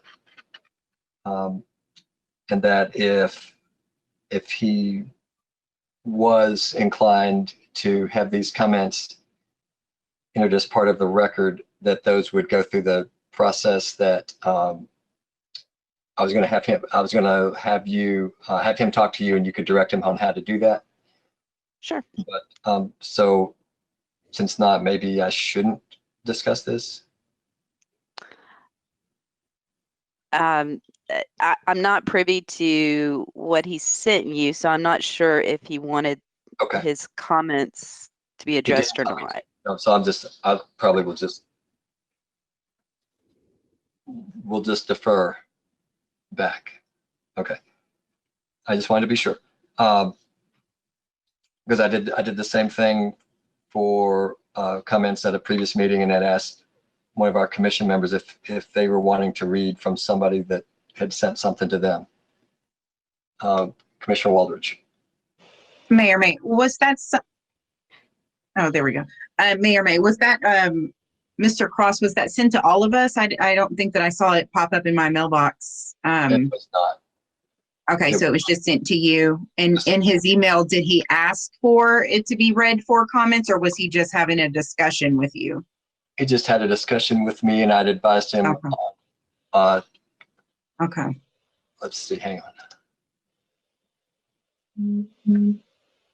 His comment to me in an email dated October 11th, 9:07 p.m. Bill, thanks for the conversation. The statement is attached. I will call Laura about getting on the agenda if this matter is to be discussed. Okay. It seems that he may have left a message maybe sometime. Did we check our messages today on the city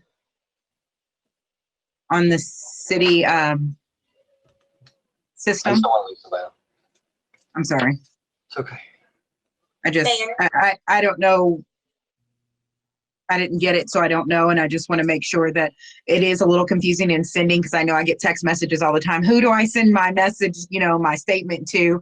I got a couple today, and, I'm trying to get everyone to understand that though we're commissioners and we have a mayor, that we have been trying to send them to Blair. So being able to get people to know Blair to send them, whether they CC commissioners, certain commissioners, or you, mayor. I just think that, we just need to make sure we do our due diligently as you're doing to make sure that if it needs to be read or not. But I think there was a message or something that may have been left on maybe the city phone, maybe this morning is what I'm seeing. So. Okay. And I did give Ms. Ross's city. Okay. Commission, Ms. Hecker. Sorry, Mayor. I did just check, and we received an email from Mr. Cross at 5:51 p.m. With comments for tonight's meeting. So that is after the 4 p.m. deadline. I do have that email, so you all can let me know how you'd like to proceed. Okay. I think that puts us in a sort of a precarious situation, since to follow our rules of procedure, Ms. Ross, correct me if I'm wrong, since it was after the deadline. We have in the past, if we're going to follow our past precedent, we have not allowed comments past the deadline to be read unless the commissioner so chooses to do so during their time to speak, if it's relevant. Okay. All right. Question, Ms. Ross. Ms. Ross, you there? Yes. Yes. So for a commissioner to read something like that into the record, that is their privilege, correct? If it's germane, would that communication have to be specifically directed to that commissioner?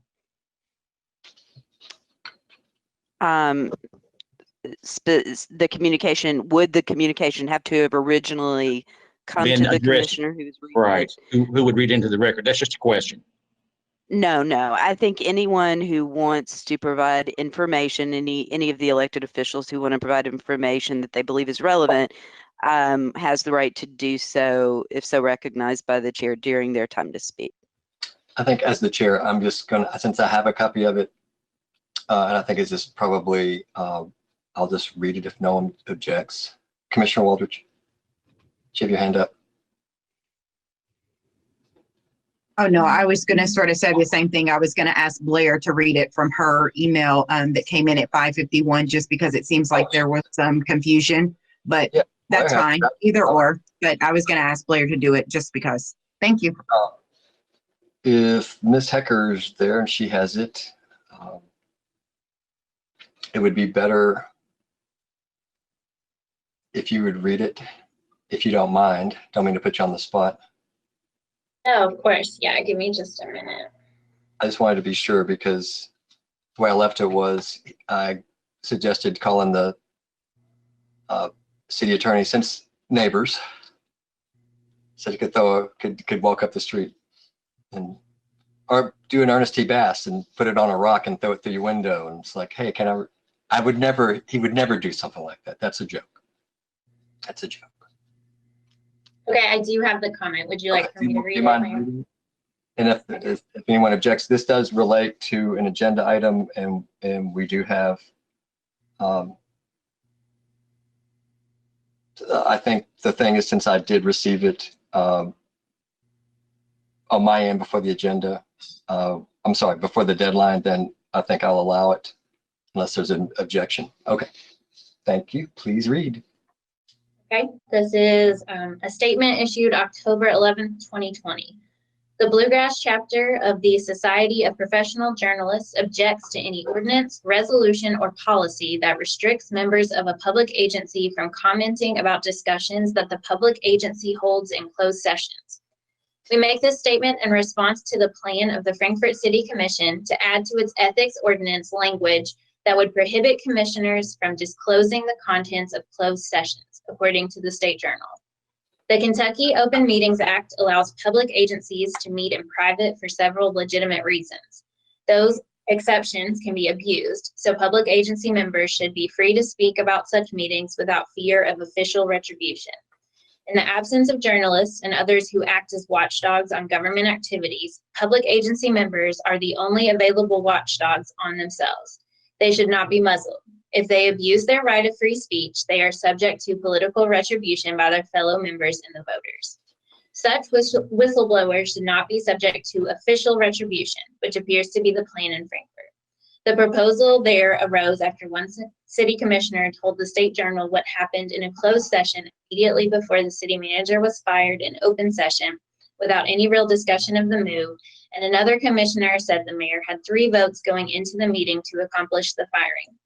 The State Journal has filed a complaint with the Attorney General alleging that 2 commissioners and the mayor, a majority of the commission, violated the rolling quorum provision of the law, which prohibits elected leaders from hashing out public policy in individual conversations rather than in full view of taxpayers, as the newspaper accurately describes in an editorial. The State Journal also says, while we agree that such disclosures should be rare, latitude must be left for an elected official to blow the whistle on illegal or improper behavior behind closed doors. An airtight ban almost certainly would violate an elected official's First Amendment rights, if not a state law that protects whistleblowers. We agree and ask the Frankfort City Commission to forget this ill-advised notion, which would surely cost taxpayers for the defense of a lawsuit the city is likely to lose, and pay attention to the Open Meetings Law. And it's signed the Bluegrass Chapter, Society of Professional Journalists, Tom Eblin, President, Al Cross, Secretary. Okay, thank you. So I was going to say before that, thanks for reading that, Ms. Hare, that we don't have a proposed ordinance or order or anything in front of us, correct? At least I don't have it. I don't have the printout. Mayor, Yes. I did draft a provision. I believe it was included in the agenda but it's just a provision and was not on for a first reading, just discussion.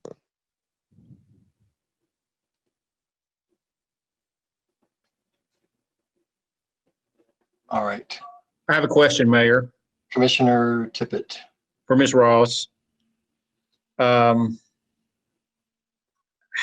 would you describe our policy as being in line, or what percentage would you assign to our policy being aligned with the KLC model ordinance? And would it not be a good idea for us just to adopt it in toto? After going through the proper process and vetting and discussion. But it seems to me that the KLC would have a good handle on all of these things because it wouldn't be their first rodeo, right? Mine either. Yeah. So the question is, are we even close to the KLC recommended ordinance? For this particular provision, and I'm not speaking to our ethics ordinance as a whole, but rather the confidentiality provision, I took the language from KLC's example in the actual KLC handbook.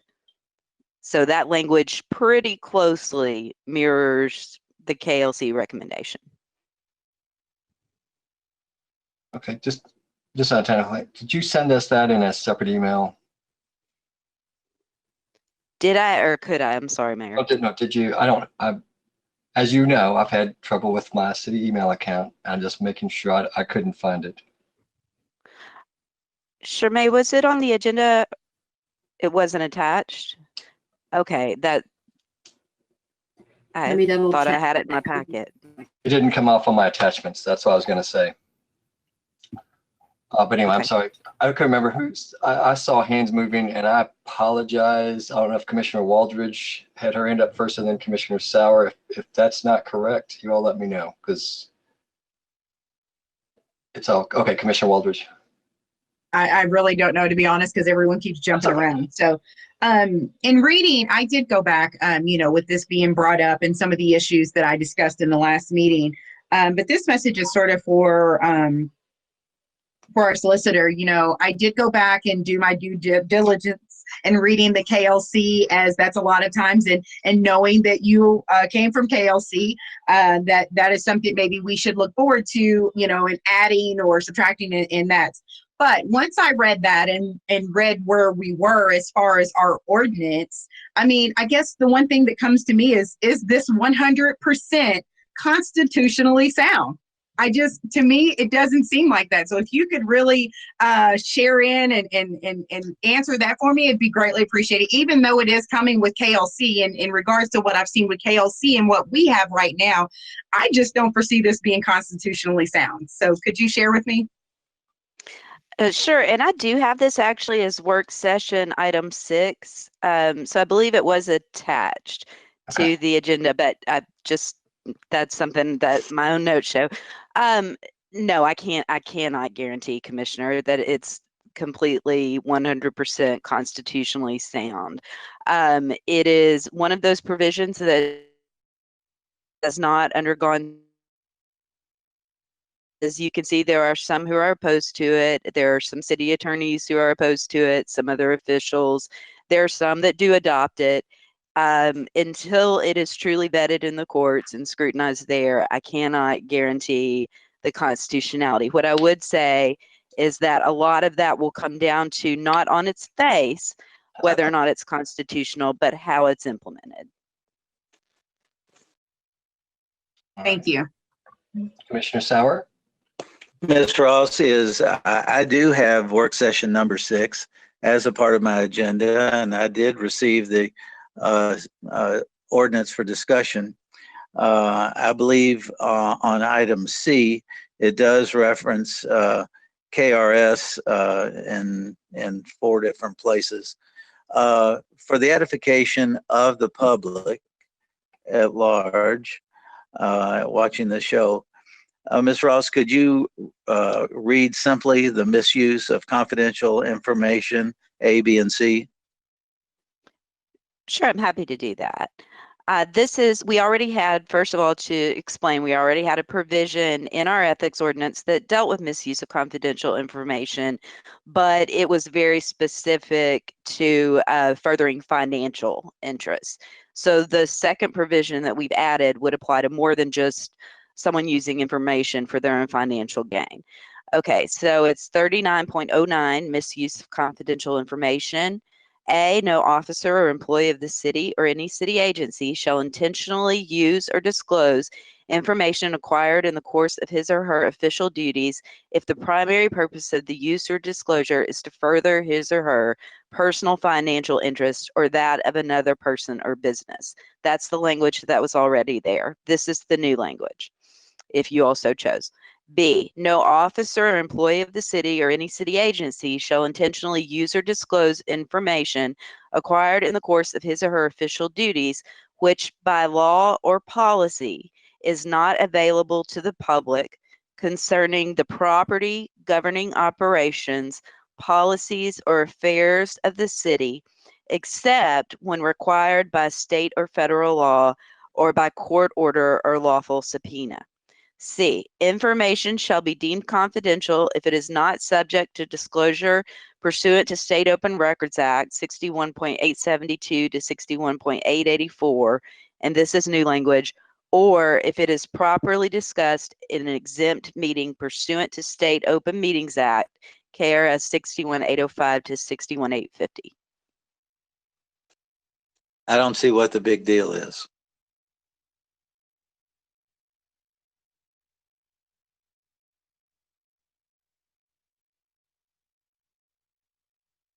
Oh, okay, sorry. Commissioner Wisman? Yeah, Mayor, I want to thank Ms. Ross for working through. We have realized, I believe, that we have an outdated ethics ordinance that does not comply with the suggested ordinance of the League of Cities. So I think it would behoove us, as Mr. Tippett has suggested, to adopt in its entirety the League of Cities model ethics ordinance, which I think will take care of some issues and some vagueness in our current ordinance. Ms. Ross did explain to me when I popped into City Hall week before last, I think it was, or no, last week, I think, before, as you were drafting this, Ms. Ross, and you expressed your concerns, but that is like most any city ordinance, I suppose, that can all be challenged for the constitutionality at any given time, and until it goes through the court and we have a final ruling. Most anything has complications or can have issues. We have a number of other city ordinances that we know we need to update as well that aren't quite fitting the standard of the law that hopefully we'll get to in the near future. But I agree that perhaps we should look at, there is a section already mimicking this in the League of Cities model ordinance. Perhaps that's the route to go, is adopting that in its entirety. Mayor, All right, thank you. Commissioner Tippett? I have a question for Ms. Ross. I'm wearing her out tonight. I'm sorry. I apologize, Ms. Ross. She's happy to answer your question. I know you are. And this, what I'm concerned about, and I come out of the education field, okay? It's nearly as political as this, but not quite. But knowing how school boards work, okay? Teachers are highly vulnerable to I don't want to say lynch mobs, but, angry parents and stuff like that. And I guess what I'm trying to do is I'm trying to equate this with the city business. What we need to make sure of is not, we're pretty sure that the city manager's position is pretty much protected by law and all of that. And they're handsomely remunerated in severance packages. What I'm concerned about is the lower level employees, and we have discussions about lower level employees. Are we going to run the risk of, damaging, folks who really, really need their career and won't get a $70,000 severance package, and can have their reputations ruined? So I guess my question to you is, Ms. Ross, do you feel like we have those protections in place for that kind of eventuality? And believe me, as a veteran of school district politics, I'm sure that this can also occur in city politics. So are we protecting the average run-of-the-mill, not run-of-the-mill, that's not right. Or are we protecting lower classifications employees with our policies to make sure that their reputations aren't ruined? With the policies that we have in place at the moment? Yes, ma'am. With the policies that we have in place at the moment. We don't address, this particular side of confidential information currently. That's what the new provision would do. However, state law does offer a lot of protections in that these are intended to be confidential conversations when they occur properly in closed session. So anyone who came out and divulged information harmful to a city employee based on what was learned in closed session, there would be avenues for addressing that and dealing with that. I think some of our broader ethics provisions might even apply to that. Now, what this does, this new language, is takes that a step further and specifically speaks to those items that are deemed confidential by law that can be discussed in closed session, and puts, I think I'm going to use some words from you guys, puts a little more teeth to it if the information is improperly disclosed. Did that remotely answer your question? Yes, yes. I guess what I'm trying to say is I'm trying to properly refocus this discussion on to folks who genuinely need the protections. Okay. Because, we always talk about these things about imbalance of power. We have to go the extra mile, I think, to make sure that all of our basic line employees are afforded those protections in our closed. When we talk about personnel in our closed sessions, we need to make sure that information is not talked about by anybody. And I'm asking you professionally, your professional opinion. Do you think we have enough protections for that in our current policies? I think you answered it. But Ms. Ross, if you wanted to answer further, I didn't want to, you don't. I don't believe I do. I think I'm going a little too far into policy if I start. Got it. It's okay. No, I just wanted to be sure. Thank you. Because I wanted to say something first, but and then I'm going to go back, and I think Commissioner Walters, then Commissioner Wisman, to say the reason that this is being discussed is that we were concerned that a member of the Board of Commissioners had possibly violated a directive that was voted on at the commission on August the 10th. And that the concern was the commission voted to keep those conversations from being discussed openly. And the reason that was done was because members were concerned that a Board of Commission member may have been recording the meeting. And so the question was asked, if the person recording it was recording it. There was really no definitive answer, but that in order to feel that we would keep the city protected, do our fiduciary duty as sworn officials is to protect the city. And in so doing, because of a personnel matter that actually dealt with the contractual obligation and the employee's contract that we were talking about, that one of the provisions was if, and city solicitor, stop me if I go too far here, that part of the provisions of that contract were termination without cause. And termination without cause means we don't discuss any issues, period, any reasons, period. But it does not mean that individual members don't have their own reasons to take section action. It just means that in compliance with a contractual obligation, that the commission was trying to make sure that we followed followed the law and the agreement in the contract, and that's to not list any specific reasons why the commission would take that action. And anybody feel free to disagree, but the whole point was that was the concern on that date, on August the 10th, that the commission felt like we had to protect the city. And in so doing, if a member was recording that, the concern would be that that recording would be made public, not because there was any wrongdoing or anything, but just to list any specific comments that may have been mentioned that could be used by an individual to counter anything that was said or not said. And believe me, I wish we could say more, but we are in compliance with a contractual obligation that was voted on, and I signed it.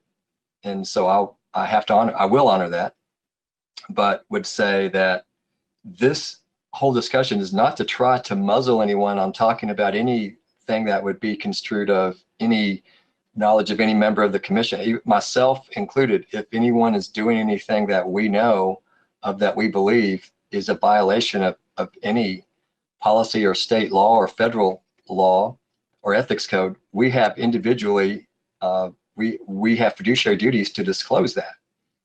And it certainly would not be my intention to adopt any type of ethics provision or any other type of vision that would prevent any one of us, any future mayor or future commissioners, from disclosing that type of information if it was something that occurred in front of that individual. We all have duties to disclose that. But to protect personnel issues, that's really where I'm coming from, and want to make sure that I follow my fiduciary duty to make sure that we protect the integrity of the city. And also, as Commissioner Tippett said, it does protect employees. And when there's an agreement that deals with anything termination without cause, that means there is a prohibition of talking about specifics. And that's what that's for. So my purpose is not to try to muzzle any member of the commission or put this in place that would muzzle a future mayor, simply to protect the city from any type of action that could occur. And the whole reason, again, that we had this on the agenda was because it was brought to my attention that a member may have violated the directive that was adopted on August the 10th. And the city solicitor said that since there was no penalty clause to that, didn't really know how to handle it. And so that's why we said, okay, commission, how do you want to handle that particular situation that may or may not have occurred? So I think that morphed into a discussion on our ethics provisions that the city has. So that's how we got to this part. It's certainly, I can say on my part, I don't believe anybody else would feel the same way. That we would want to prevent anyone from speaking up of anything that would be considered to be in violation of any statutory provisions or federal or public law, federal laws or public laws, any ethics provisions or any other policy that may currently exist and could possibly be acted on in the future. So that's really where I think we are on this, trying to determine how to handle a situation when a member of the Board of Commissioners violates an adopted, and we can't call it a policy per se because it wasn't written, but an action taken by the commission to not talk about items discussed in a closed session. And again, that's my summary of it. And commissioners, feel free to weigh in, challenge or correct if need be.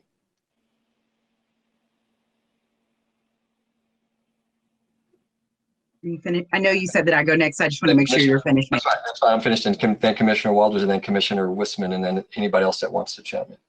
Okay. I just, I respect what you say and what you shared. I'll just have to disagree with several instances of what you have to say, regardless of how long-winded it is. I just would have to agree. I believe right now in this instance, let's be honest with each other. If we look at our commission, we have at least two other commissioners and a mayor that have served the city for many, many years. One commissioner that's just served a few less than maybe yourself and another commissioner. This has been the ordinance, as we said, as Mr. Wisman had shared earlier, that they have not been changed. I'm not opposed to looking over and doing things the right way and implementing new changes by all means. But we also have to know that these are the ordinances that you three who have been previously on the commission before have followed up until now, and now all of a sudden they're an issue that someone, a commissioner, felt going into changing someone's life and dismissing an employee, felt that she or he was viable to have that viable evidence of why. When you go into a meeting and you know nothing so seriously, I think that we're looking at the wrong violation here as far as someone trying to get more information to be able to make the right vote for that particular thing. I think the more the violation is why there was a 3 count before this meeting. That's the violation that we should be talking about as far as our integrity is taken. So yes, this is an issue. It's something that needs to be talked about, but also you've been following these rules and ordinance for a while, and it's time for this good old boy situation to be broken up. Yes, we can change ordinances and things of that nature, and maybe it took one commissioner to say a few things, but I believe the commissioner has been very well in what he or she has said in regards to August 10th. But I feel like there's other commissioners and possibly a mayor that's not been so forthcoming of what happened in that August 10th or what should have happened in that August 10th position. So with that being said, I feel like I'm serving my community and abruptly of saying, I want answers. The community wants answers because we continue to say there's reasons. And I just want us as a commission to be honest that we're not here to protect Keith Parker. If I'm not mistaken, Keith Parker has said on multiple occasions on Facebook Live to us and things of that nature that he is completely okay with anything and everything to be out about him because he stands by his integrity and his leadership that he had as city manager. So I don't think that would be an issue as far as a violation. But I think we need to know when we're meeting. When there's a quorum, when there's a vote, that there's 3 votes going into a meeting, as I've shared. And, if I've done something wrong by the law, then, hey, I'll do my duty. But just keep in mind, commissioners, that you're pushing this one instance because it was a very large instance.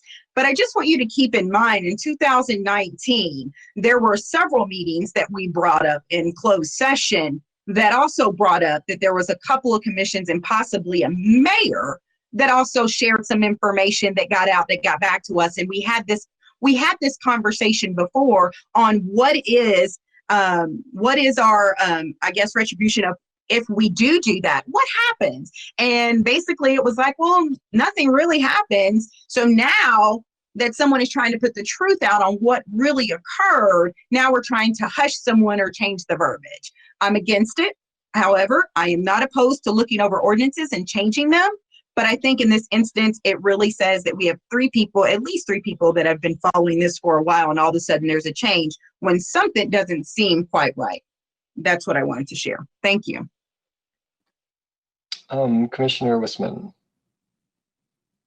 Yeah, Mayor, thank you. Our employees should all be able to serve the city without fear of retribution, without fear of tarnished records, and should be able to do so with some guarantee coming in that whether it be our police chief or our city manager or otherwise, that the commission won't degrade their performance unless there is significant reason that is discussed as part of a firing process made public or otherwise in the contract, I believe. And it's a pattern of behavior by one of our commissioners to frankly spread lies and manipulate that has mandated this process. This doesn't create a situation that commissioners can't say anything they want to, but it creates a process that ethics can be reviewed if that commissioner does so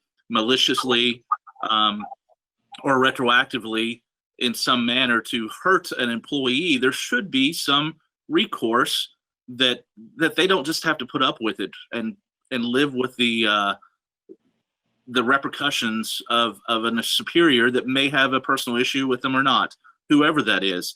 I think it's high time that we put something in place that gives our ethics body the review potential to see if statements that are made that are frankly outright lies or otherwise have merit, and to deal with the commission members accordingly if they act out of line and harm the reputation of an employee that has left our service of their own accord or otherwise. I think this is a right step, and I think we need to seriously look at the model ethics ordinance as well to make sure we're dealing with these issues. We just received certification, in September, May, as a city of model ethics. That we added some stipulations recently to our ethics ordinance, which is an ongoing process. Commissioner Waldridge suggests that we've not reviewed it. In fact, we have, and we've done trainings in just the last year to become one of the highest levels of ethics that the League of Cities will certify. So, this is a correct process in the way. This doesn't stop any commissioner from saying anything they need to. I think we all need the ability, protected speech to state things that we don't think are correct and to give the public knowledge when we think there are. But there should be repercussions if there are lies or manipulations and willfully done so to harm an employee's reputation, whoever it may be. We need to put something in place that protects those employees in the future. And I think this makes a first step. Just a quick question for Laura or Ms. Ross. You said that this mostly follows in suit your language you've suggested with the League of Cities model ordinance already.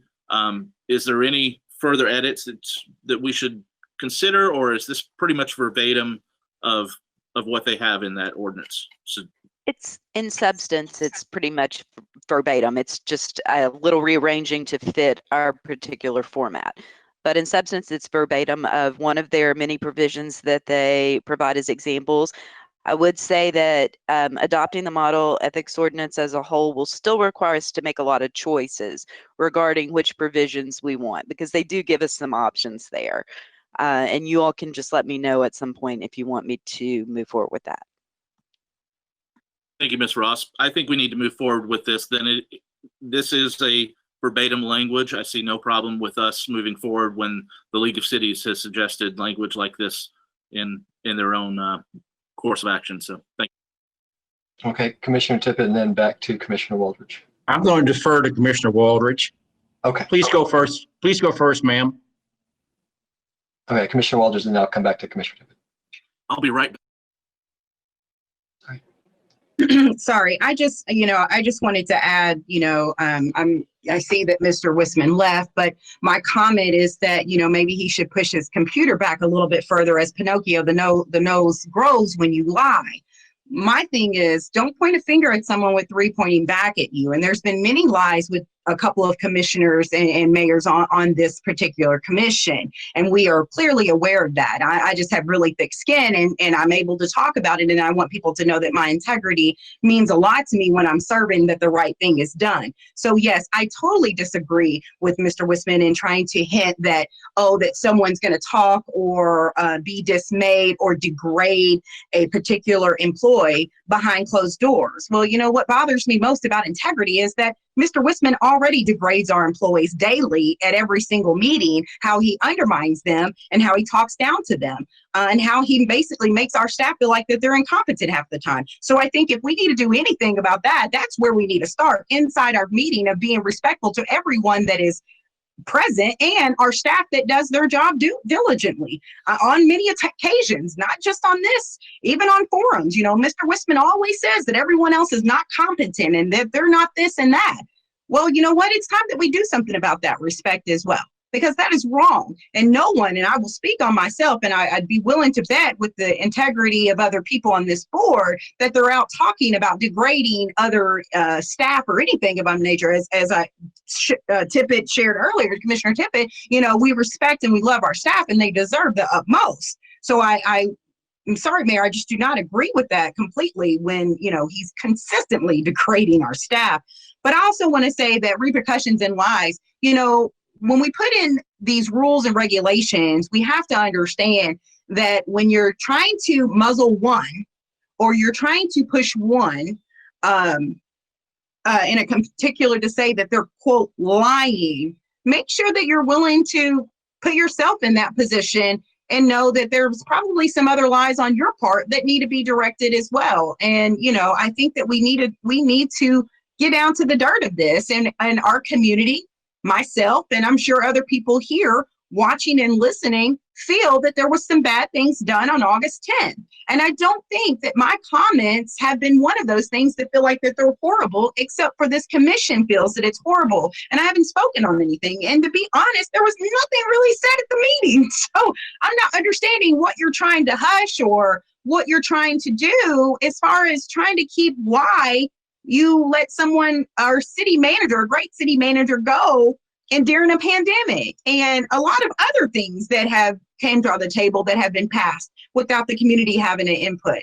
And so, you know, I think I don't think that it's completely wrong that we definitely need to look at revising several ordinances and things of that nature. I completely agree on that as we move forward. But I think it should be done in a peaceful manner, in a manner that best represents our employees and those that are going to be in closed session, and not personal agendas to try to protect us as mayor or city commission because we choose to do something wrong behind closed doors before we bring it in to a closed session. Because when we go into a closed session, that's when we discuss what's on a closed agenda. And on that August 10th, that's not what happened.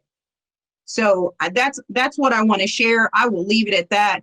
I think we all know reading, this is not a black and white thing. I think this is a huge thing that goes far beyond paper, Mayor. I think it's more of integrity, transparency, and respect of our taxpayers. And we can sit here and beat up and go on and on. The community knows where I stand in this. Laura knows where I stand in this, the city solicitor. And I think you and everyone else on this commission knows where I stand. I've said my piece. I think you're covering your tails every chance you can get.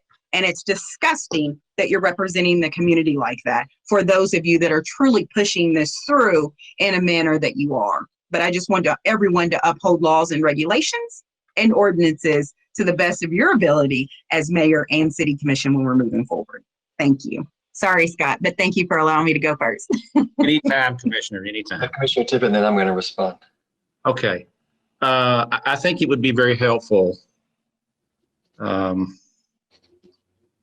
the public to understand just what an at-will employee is. Who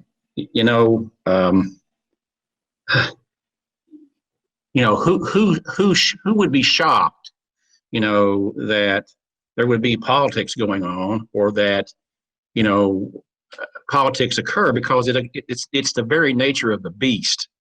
We are elected politically, and we are elected to represent our constituents, and that happens through the political process. But we delineate, positions as those who are at will, and they accept the vagaries. The at-will employees accept the vagaries of the political process. It's part and parcel of what goes on. Now, we don't have to agree with the politics, okay? And it may not be purely political, but at-will employees accept that when they take the position. So I would like for Ms. Ross to give us just a working definition, if she would please, of what an at-will employee is, and what boards, the latitude of boards, and boards are, and whether we like it or not, or we're on the short side of that. A 3-2 vote is a majority in a political process. So Once that majority is established, okay, then however that vote goes is the outcome of the vote. So I just wish that Ms. Ross would explain to the community what an at-will employee is. Commissioner, I'm more than happy to make that explanation, but I will tell you that I do think we're getting far afield of the confidentiality provision that's on the agenda. So I'm a Okay. little reluctant, but I will Okay. happily do that for the future. I will withdraw the question. It is all right. I think what we could ask is, since it's been discussed numerous times, the action that the Board of Commissioners took on August the 10th would be in compliance with the contractual obligation that was discussed of the employee. Would that be correct or incorrect, Ms. Ross? Again, I think that I know we've been discussing it, but I think we need to probably try to stay with the confidentiality provision. I will say that since that particularly relates to that closed session, we chose to terminate without cause. Without cause simply means we are not giving reasons. And that was actually in the contract as it currently stands. Which is a legal document. And I think we've talked beforehand, sometimes it's hard to give short lessons on contract law. So I'm trying to think, it's Prosser on torts, whose contracts? I know, it's that question like, wait a minute, you can't be asking that. Maybe Prosser wrote contracts too, I don't remember. So what I was gonna go back and say, since it was, some of those comments were directed at me, that we have to go back and look at, the reason that we're discussing this provision is because of the actions that a commissioner may or may not have taken as a result of the directive by the City Commission action, Board of Commissioners action on August the 10th. And that was prior to any action taken that evening. So there's no way the commission would know in advance what a member of the Board of Commissioners would do or what they would say. So that was a direct result of a member of the Board of Commissioners who had a concern about there was a recording device that may or may not have been activated to be being turned on to record the discussion, because it was a personnel discussion and there was great concern that that information could possibly, not saying anybody would, but it could be used to share with someone, and that could put the city at severe risk that would open the city up to possible litigation. And because a member may or may not have violated that directive by discussing with a representative of a media outlet, and even also actually read comments from the closed session out at a prior City Commission meeting. Again, that was the whole purpose of what do we do when a member of the Board of Commissioners appears to knowingly and willfully violate a directive by the Board of Commissioners, and to come back at the very next meeting after the possible infraction occurred. I felt as the presiding officer, we had to look at that and review it, whether or not the Board of Commissioners felt any action was needed, or if not. And if not, it's the same thing. We don't pass laws, and if someone doesn't follow that, we just let it go. So that was my question. Do we need to review to determine if a member of the Board of Commissioners knowingly and willfully violated a directive that was adopted on August 10th? And that's when that's how we morphed into having an ethics confidentiality provision put on. And I'll be the first one to say, I absolutely do not want to muzzle any member or current members of the Board of Commissioners or staff for that matter.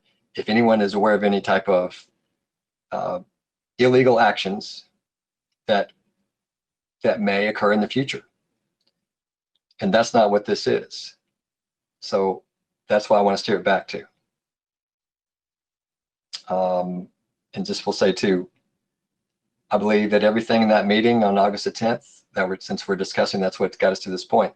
Any other meetings was done in accordance with all laws, regulations, policies, and there's nothing that I'm aware of that anyone has knowingly or willfully violated at that August 10th meeting. I'm referring to August 10 meeting.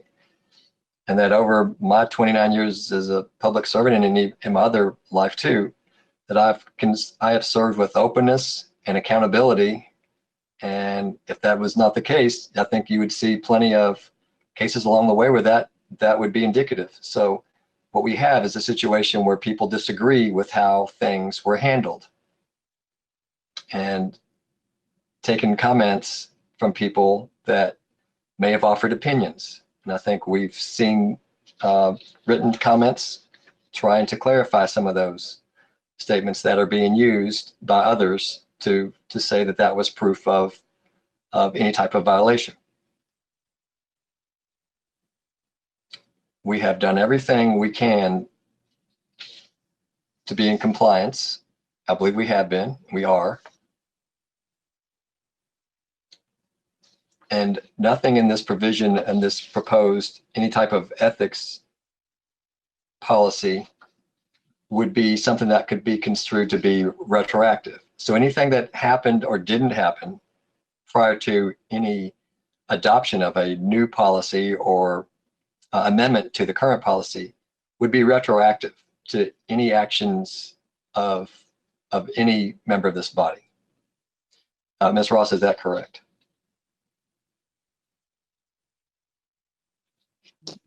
Yes, I don't think that there was any intention to, I haven't heard anything about applying this retroactively. Right. And I think even if the commission wanted to, I don't believe we can. I don't believe we can go back and penalize someone for a past action. I generally highly recommend against that. Absolutely. And that certainly is not my intention. Again, presiding officer felt it was my responsibility to call to the board's attention and let the board decide how to process. I talked with our city attorney as well.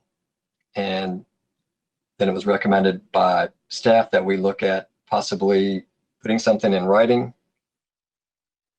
And then the KLC model ethics policy is why that's how this got to this point.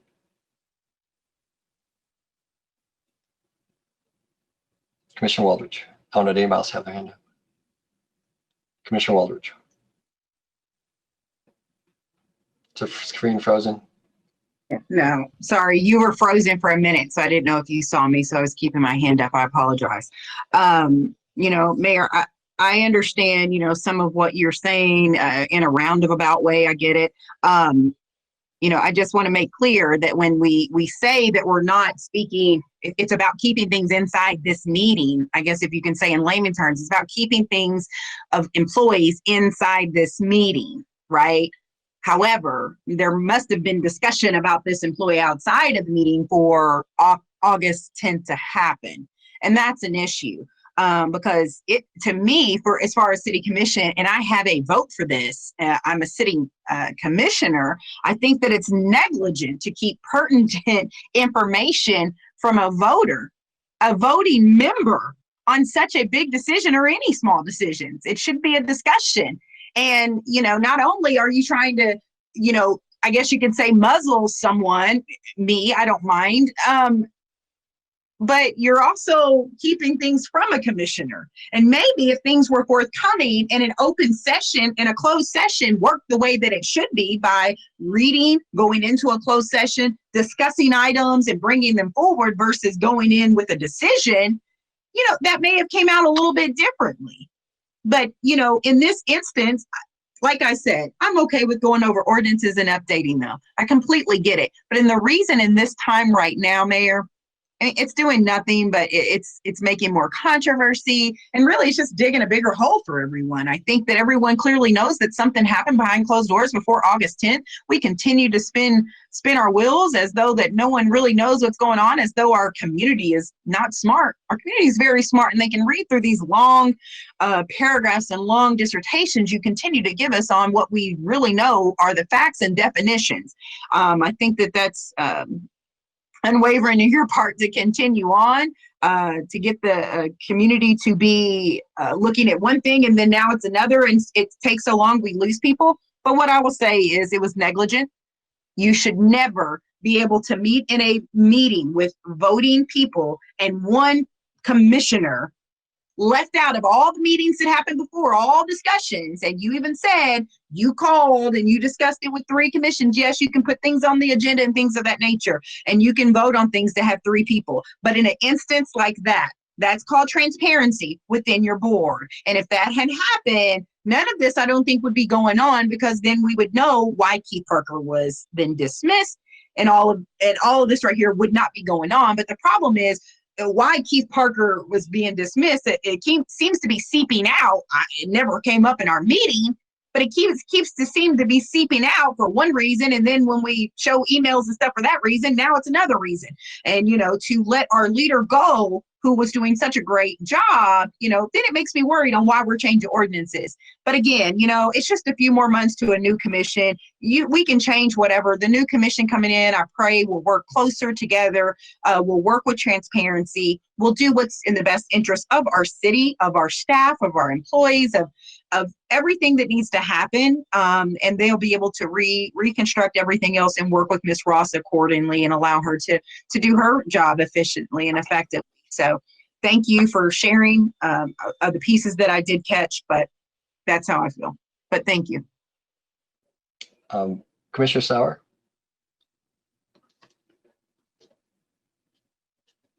I think you're still muted, Commissioner Sauer. There we go. I'd like to bring us back to the proposed amendment. Commissioner Waldridge, let's try to work through this, okay? Do you have the copy of the amended ordinance, Commissioner Waldridge?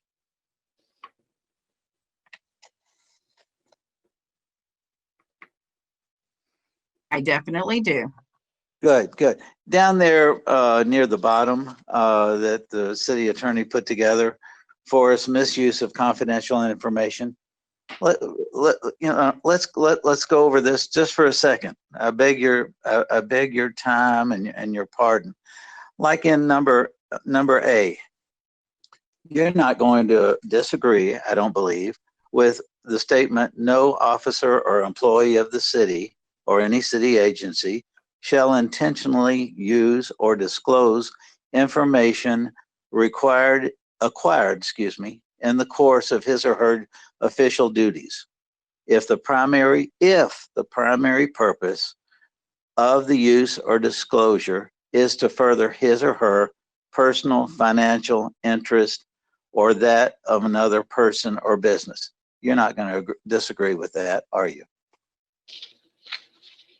It's not 100% constitutionally sound. I think that's what I stated in regards to that. And I believe the solicitor agreed with me, regardless if you use it straight from KLC or not, it's not constitutionally sound. That's where I'm going with this. That is my comment. Commissioner, you can say that about anything, but that's what the best minds can put together at this point in time.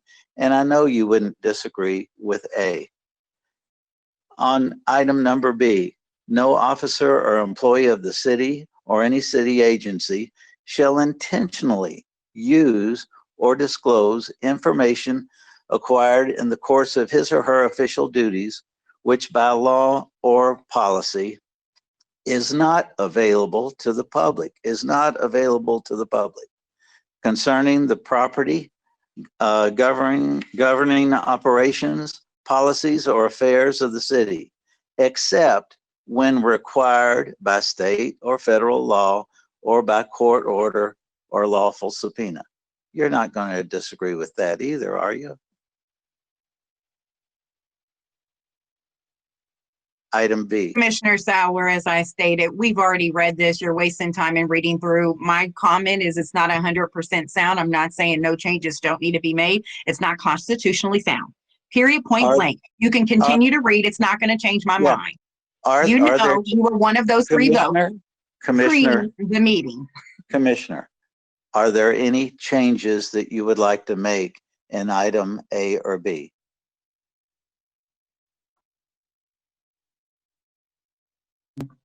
As I stated, it's not 100%. I'm going with whatever Laura wants to do. I think we are discussing that.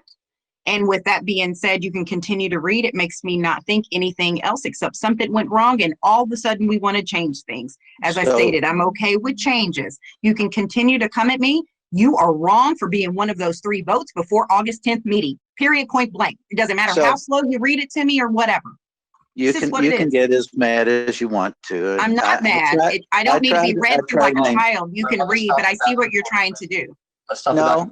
I want to go ahead and say too, I think maybe instead of directing any additional questions, because we went to 2 questions, usually I cut it off after 2, so it's not crossing.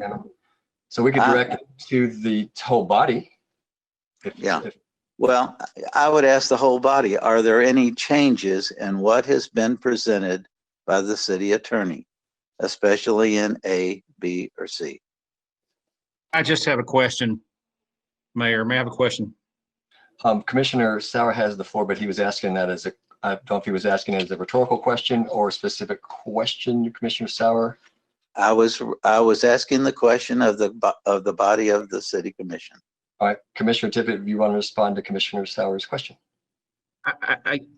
We are all lay people here, okay? We really have to rely on our esteemed city solicitor. We all have confidence in her. I guess, we should let her bring to us some sort of recommendation that she thinks is plausible and workable. The only question I would have for Ms. Ross is, if we do find that there is some violation in any of these policies, it appears to me that much of this stuff is toothless. There doesn't appear to be much in the way of penalty or any of it. And is that intentional? Or, how do we get out of this? I guess is my question for you. You're the legal mind here. How do we improve this? How do we move on? By putting this in our ethics ordinance, what it does is it takes it to the impartial body that's been established that would review it. If anyone, a citizen, any one of you all were to have a complaint that there was a potential violation of the ethics ordinance, it would go to that board. That is the board that you all have appointed to make impartial decisions. They would have their own legal counsel. They're available to help them make that decision.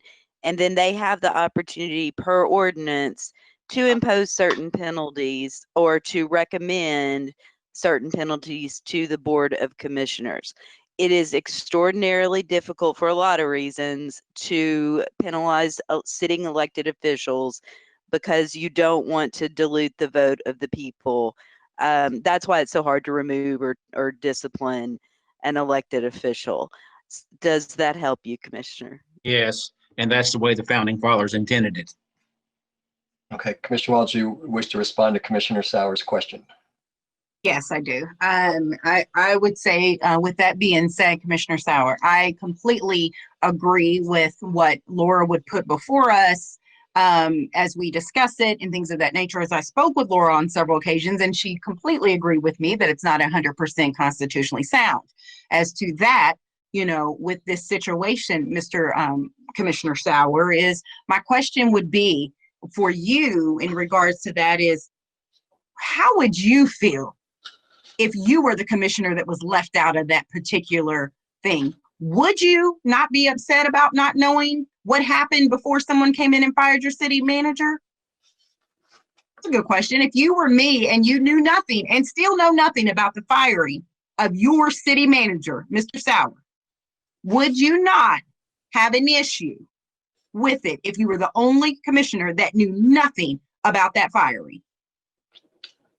I think I'm going to step into, because what I want to do is just a point of like clarification here.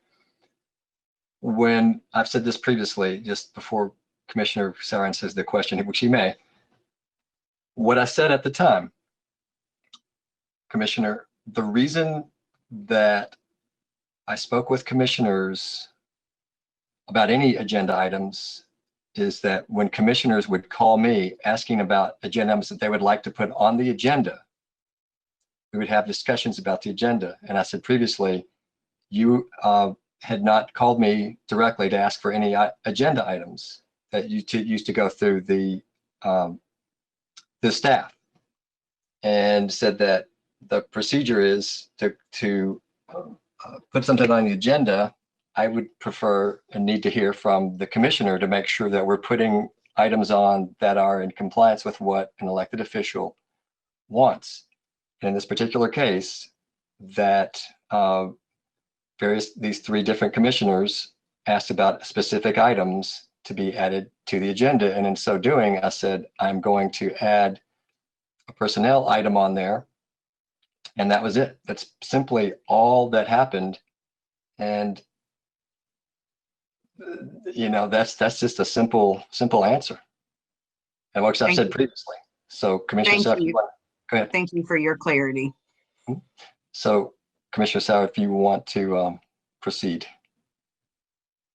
I think we're going off the course, off the rails is more like it, to this question at hand, and that is the amendment of the ordinance.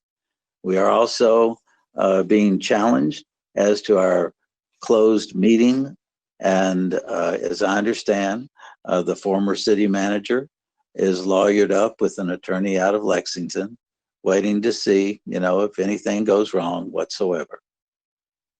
Thank you. You're welcome. All right. Any other, Commissioner Wisman? Mayor, the question was posed whether to support this. I highly respect Mrs. Ross as the only certified attorney in our meeting here tonight.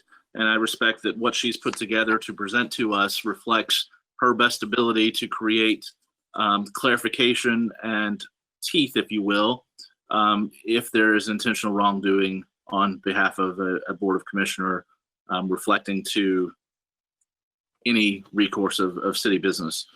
So to answer Mr. Sauer's question, Commissioner Sauer's question, I do support this, and I think we need to move forward with it and stop this circus, quite frankly. Do we need a motion tonight? Is this ready for Ms. Ross? Is this ready for approval? We didn't have it on for our first reading, and it's been our practice to not move forward until we put first reading on there. Thank you. Can we move forward to put this on the agenda, and then the body as a whole can vote to approve or deny as they wish? And if there are three votes to support something, then that's just how it is, regardless of how disgruntled someone else. Okay. So with that objection, we'll put it on as for our first reading for the next city commission meeting, whenever that may be. We may have to come back because of the cost of living allowance. I think there was another item. We may come back and do a first Mayor, reading. Commissioner Tippett. So this is a directive to the staff to put this on the agenda as a first reading for the 26th. Am I understanding that? Or unless we have a special meeting beforehand. Okay. Let me just state for the record so my position is clear. I get it. Three votes in directive, and it's on for the first reading. But I really think our best, in my opinion, our best move is to direct Ms. Ross to come up with some recommendation that gets us, nearly completely, entirely in compliance with KLC model ordinance. And then she can use her professional judgment as to how it fits our situation, and then let her bring that recommendation to us. And that's my position, and I want it clearly stated for the record. So I'm not really for advancing this as a first reading at this time. Okay. Does that make sense, Ms. Ross? Am I making sense? Okay. Thank you. Well, we'll continue to review to see whether or not it would be on an agenda prior to the 26th, or what the just because something's on the agenda doesn't mean it gets adopted. It just means it's discussion. Commissioner Westman? Yeah, Mayor, I was just going to echo Mr. Tippett's, Commissioner Tippett's comments there. I do think it would behoove us to explore that model ordinance and maybe make this part of a larger initiative to upgrade our ethics. However they should be. I didn't realize quite to the extent until reading it the other day how out of compliance or not out of compliance, but how dated some of our ordinances are. Okay. And just for the record, that happens consistently, as things change. That's why the legislature meets every year to update state laws and regulations. Administrative regulations are constantly being initiated, implemented, amended, etc. Same for city ordinances and city policies. A never-ending process. All right.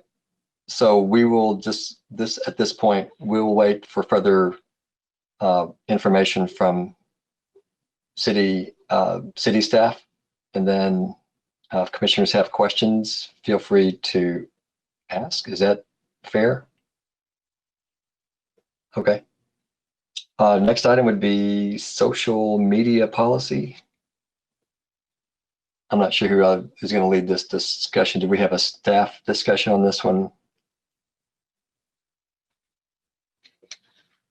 Mayor, I don't have that on my agenda. Number 7. Item 7. Stage upgrades. Stage upgrades. Okay, how did I get social media? This is on my October 12th, 2020 agenda that I printed. Again, okay. I think we're going to pass over stage upgrades because we don't have enough we don't have the information we were supposed to get from the company. I think there was some confusion on that. Commissioner Waldridge. What information were we looking for on that? There was, when we ordered the stage, we weren't sure until we brought it in and set it up what else we might need to have on it. So there was discussion at the time that which we didn't initially do, was put a windscreen, which is a backdrop on the back of the stage. They call it a windscreen. And then some more risers so that we can use a second layer, a second tier on the stage to put chairs on for having an example like a graduation ceremony. People could walk across the stage, but we could have another set of risers. We would need more risers to do that, but those risers can also be used as stage extenders to where on the front of the stage could put the sound system, the speakers on these platforms so that wouldn't take up stage space or block people on the stage. And we don't think we have the information that we were looking for. Is that right? Right. So what information are we looking for? That's what I was asking, Mayor. I think we wanted to make sure that the company gave us the correct number of risers that we were asking about. It seemed like there was a question about that because they used the term,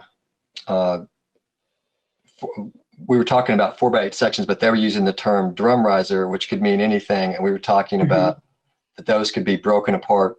Those basically what that was an interlocking riser that could be broken to 2 4x8 sections.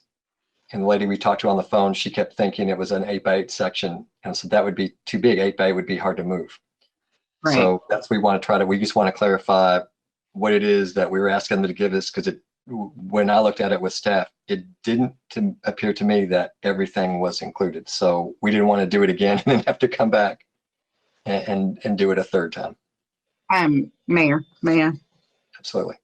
I just wanted to, sort of bring up, like, I understand, risers and all this other stuff, but, we are really exceeding the starting point of our expense for this particular expense on this stage. I know when I brought it up, and I think it was October of 2019, I had spoke with Blair and we got it on the agenda, and I asked for it not to go over $100,000. And then it came back after staff discussed and city manager discussed, and it was brought to your table that was going to be too much, and we should continue renting at a total of $2,200 for the city's portion of it for the summers, and that was the best thing. Well, then you brought it back up to bring, to get a stage, and then it was appropriate to bring it back up. We then approved for $125,000 for a stage to be purchased, as well as cover the shipping and the training for our employees for setting the stage up and breaking it down. Then we increased it a little bit more to add certain stairs there. And if I'm not mistaken, and maybe Miss Boyd is there, we just wrote a check for this stage for $154,268 as of Friday to pay for this stage. And I really think that it has not come before the commission to ask that that we need any more upgrades to, number one, a stage we haven't used, or to a stage that I don't foresee in the near future being used, because we're not handing out permits, nor are we supporting engaging in concerts or things of that nature. And I think if we move forward in trying to get, I'm not sure why we don't already have the information, because I have an email here that went to your personal email, Mayor, from Century Industries, that on July 16th, you were discussing these upgrades with them. So I'm not sure why in between July 16th and this present day that we still don't have the information you're looking for. I think, Mayor, it really concerns me spending more money on this stage that we're not using right now. I think, I've heard after asking about, with some people and asking questions, I think there may be a concert maybe being planned or something, and we're not supporting the permits, nor should the city open up its permit to support one particular concert that may or may not have someone playing from our commission. So I think that if we are planning to make this stage bigger and better and adding more money, I think our taxpayers definitely need to be in on this conversation. And I think also that if you are willing as mayor to look forward and maybe giving a permit for someone to play drums on a stage very soon on this stage, that then we will need to also go back and look at our open meetings for our public to be present at our meetings in some way, shape, or form. But I do want to say, I really think that we have to be cognitive in where we're spending our dollars and stop spending them frivolously as though the city taxpayers' money is our personal budget. I understand the stage is near and dear probably to your heart and maybe some others, as I did ask for it. I think that it was needed. But I think now capping out at $154,268, I think that's where we need to cap out, and all of this other things can wait until we know when we're allowed to have big events, and then that can come in another budget. I think it's frivolously spending. I think we definitely need to take that in consideration, and I don't think staff needs to move forward with this. I think I have in front of me on July 16th, which is an email that was sent to you and then CC to pay a PO by the email that I saw, and for a PO, and it was not understanding why we needed to do a PO, because we didn't ask as a commission as a whole to get these particular upgrades. And so that PO was not performed or paid because of that. So I'm not understanding what else we're looking for, but at the same time, I think we need to stop looking. We have a stage, that's what we needed, and I think we should worry about upgrades in 2021 if they're so needed. But I think right now we have a safe stage for the most part to be able to play on. Yeah, well, thank you, Commissioner. You're right. And so the interest of openness and accountability and transparency, that's why it was on the agenda. So we could talk about it, because initially, when staff brought the cost to the stage, there was the wrong size stage. If we're going to do public events to promote tourism, that we've talked for 3 years with our tourism folks and our other agencies about promoting Frankfort and large events, that's what we bought this for. Other cities have have stages to do their events on. And as Commissioner Wisman even asked, we could use it for graduations. That's true. So we talked about, do we need to add more stairs to it? If we're going to do graduations on it, we would need more platforms to be able to do that. And that's what this was about. So nobody's made any commitment to anything. That's why we brought it to the commission, so that the commission can decide. That's exactly what it's for. So since we don't have that, and again, everything that we've done, we adopted at the commission level, which is why it's there again. So you're right. So in order for us to comply and be open and transparent and accountable, I like to use the word accountable versus transparent, accountable. That's what it's there for the commission to discuss. And it was recommended to us by professionals in this business that we add these things. We didn't add it on the front end because I did want to keep the costs low. But after looking at it, when we set it up and people said, you know, if you're going to rent that stage out and do other events on it, they recommended those things. And that's all we wanted to do, to bring it before the commission to see if the commission agreed. If you don't agree, then vote no. Simple. So we're going to pass over that. We said we were going to pass over because of that, and then we'll come back to it once we have information. So we appreciate your comments. You're right. Okay, Commissioner, do you have further? Yeah, yes, Mayor, I do. And it was just sharing information to be transparent on my communication, and I just don't think that it needs to be forward. And that's sort of what I was saying. I don't think we should spend another penny on this. And definitely maybe we should talk to the high schools to see if that would be suitable for graduations, because at this time right now we have turf fields on our particular football fields, and we have to take those in consideration that only a certain amount of weight for a certain amount of time can be on turf fields, because then the turf fields start to sag and will hold water, which will be dangerous for our students to play. So I just want to, take that in mind. I just think that right now, and all I'm saying is that, given the information, it looks like right now, if we did an upgrade or a standard package, you're looking at almost $15,000 for this, possibly 20 regarding of which professionals. Maybe you can share what professionals gave you recommendations, so maybe we can speak with them also. Which professionals gave you information? Absolutely. Some we've worked with Mr. Sam White with MSI Productions, one of the largest production companies in this area. He's been done work for the various, I won't mention his clients because maybe I'm not supposed to do that, but still. No, okay. No, that's good. But Mayor, I just think spending money, I just don't, that I just think it's appropriate to do it. We should do it right. And that's why initially I didn't bring it before the commission, because I said, look, I'll let that be somebody else's problem, but felt if it's on my watch and we know, we should do our duty to make it the best it can be. That's plain and simple. So if you choose to vote no, Commissioner, we are certainly respectful of that. And if the rest of the commission doesn't want to support it, it certainly is going to be up to the board to decide. But that's why we took it off tonight. Because I was confused as to what all had been priced out, and that's something that city manager and I discussed, and so that's why I said I think it's best to leave it off until we know for sure, so we'd have to come back and do it again. This is all something that was all new to us since we've never ordered these things, and it's very easy to leave things off.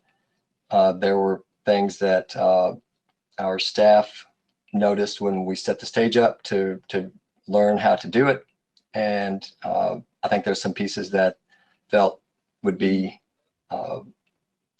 I think they left some things off, but I think we got all those things now that we'd paid for. So again, we were doing this without having the benefit of doing it beforehand, and I think that's pretty much it. May I make one suggestion, Mayor? Absolutely. For you and your discussions that you have with Century Industries or Sam White or whomever, I would take in consideration that instead of spending the city's money on this, that especially for the backdrop or the windbreak, I don't think it's a huge necessity. I can see why people would want it, but I don't think it's a huge necessity for that. But just taking consideration and instead of spending $9,000, what looks like they quote a 32-foot wall here in the email that you had, a little over $9,000. I think that instead of us purchasing that, maybe in 2021, we can look into partnering and getting people to maybe donate or sponsor that backdrop for a whole year or something of that nature, and get people to maybe do that where it's not coming out of our budget. I think it's a great opportunity for several sponsorships around. And I think that would be a great opportunity versus just shoving out a check and hurrying up and buy it when we really don't know when we're going to use this stage. So just an option for you to take in consideration as you're having all of these conversations through email and if we're not present. So thank you. Well, Commissioner, there's nothing wrong with them sending us information. And that's why it's before the commission tonight. So in order to get information, we have to share it. I'm sorry, in order to share information, we have to get it first. So that's what we're doing. We're doing everything that we can to make sure that the commission is involved in this decision. So that's what it's about. So anyway, and the other thing too is you don't put things on the backdrop, so people can't really sponsor that. We would not want to put any type of writing on that so that it would tie it specifically to one organization. It's something that I know you've probably been to concerts and seen it. So that's typically how those stages work. But we do appreciate your input, Commissioner Listman. Mayor, thanks for bringing this forward. You know, I think it's important that, as we've discussed time and time again with projects that we've been doing over the last 2 years, that we go ahead and make the investment for the best use and the best service to our community. So I'll look forward to bringing that back up. But I would just ask that all the commission members start working with the staff and vetting a lot of these problems and getting the information ahead of time, so these meetings aren't this continued reality show that they've become. I'm just tired of it. Can we move on? But I was going to ask for the next agenda item. It looks like we've lost Commissioner Sauer, and we've already went on 3 hours tonight. I'm wondering if we should just prioritize what's left, because Commissioner Sauer seems to have left us about 15 minutes ago and doesn't seem to be coming back on. Maybe we should just do the tax readings or something that we have to in the closed session item, and maybe delay the rest to our next meeting. Sure.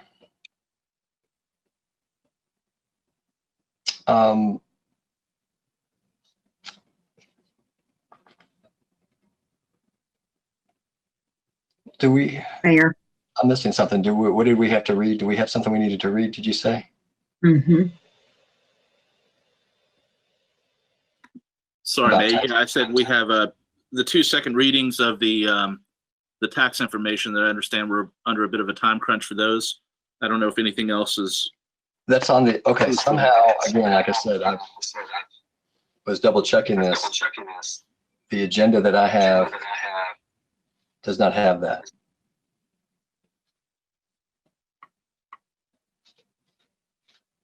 I don't know, Mayor. We have a number 11 that's and a 12 that are both the second readings of our tax ordinances on the agenda that went out publicly. Okay. City Clerk, could you do me a favor? Will you send me the agenda, please? Updated.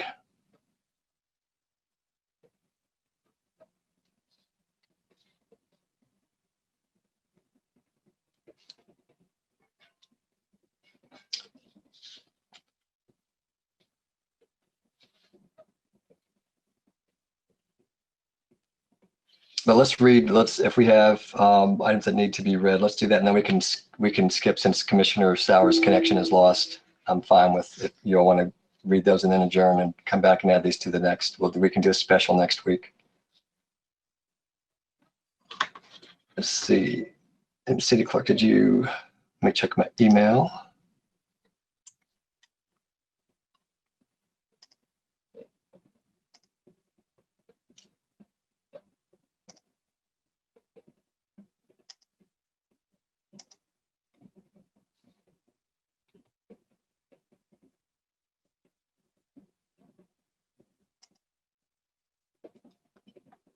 All righty.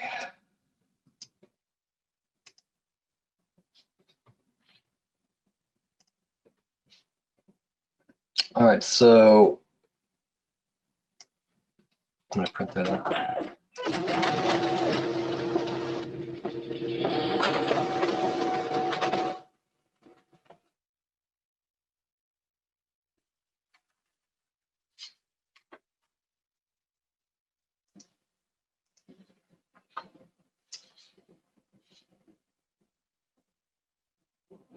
All right, so let's skip down then to item 11 and ask the clerk to read, sorry, the solicitor to read by title. Well, I guess what we need to do, I'm sorry, Commissioner Sauer is not going to be able to vote on this one. Commissioner, we read the title and summary only, then we can make a motion. City Solicitor, number 11, please. An ordinance amending ordinance number 16, 2020 series, fixing the rate of taxation for the year of 2020 on all real and tangible personal property subject to tax, public service companies, and levying said tax for all city purposes. This ordinance amends the 2020 City of Frankfort ad valorem tax rate to 19 6/10 cents on each $100 valuation of all real and personal property, 19 6/10 cents on each $100 valuation on public utilities and public service companies taxable on a franchise basis. All right. Mayor, I move to approve. Moved by Commissioner Wiseman, Second. second by Commissioner Waldridge. Any discussion? Seeing none, clerk, please call roll.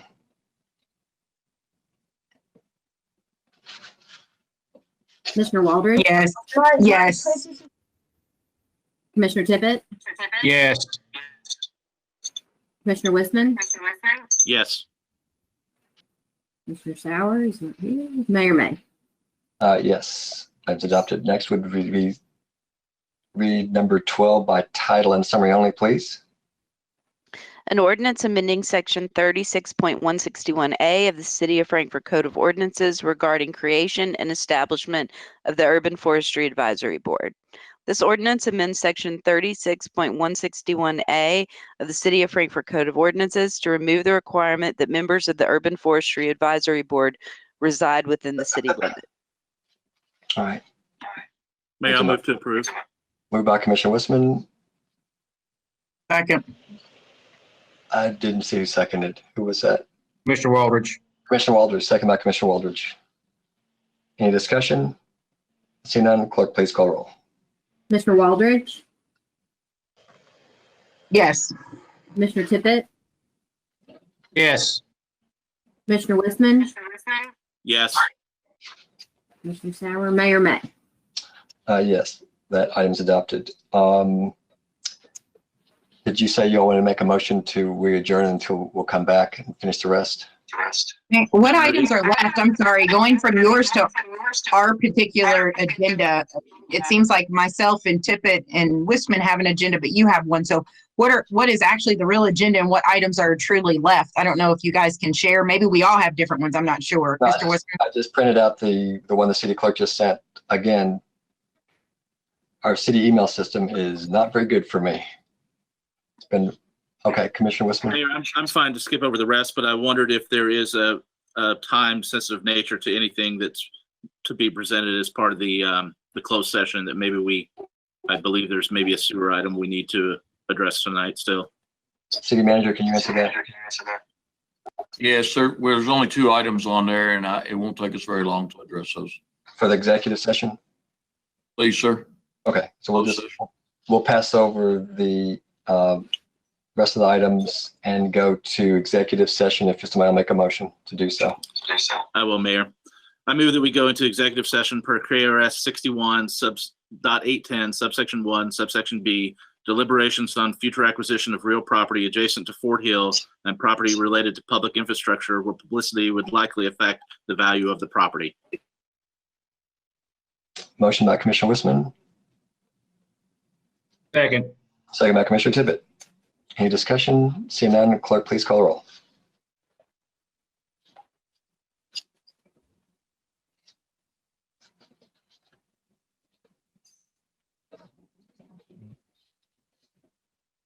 We can't hear you. Yes, I can't hear you, but yes, I did read your mouth. I'm sorry.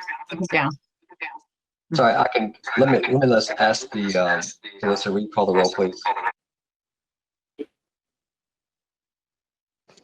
Commissioner Wiseman? Are you Yes. next? Commissioner Sauer? Is not here. Commissioner Tippett? Yes. And Mayor May? Yes. All right, we're in closed session. in open session and wait till Bobby tells us we're back in open session? Oh, you can take a quick I think it's okay to take a recess now. Do you think so, Laura? Yeah, I think so. Okay, so can somebody just say a 2-minute recess?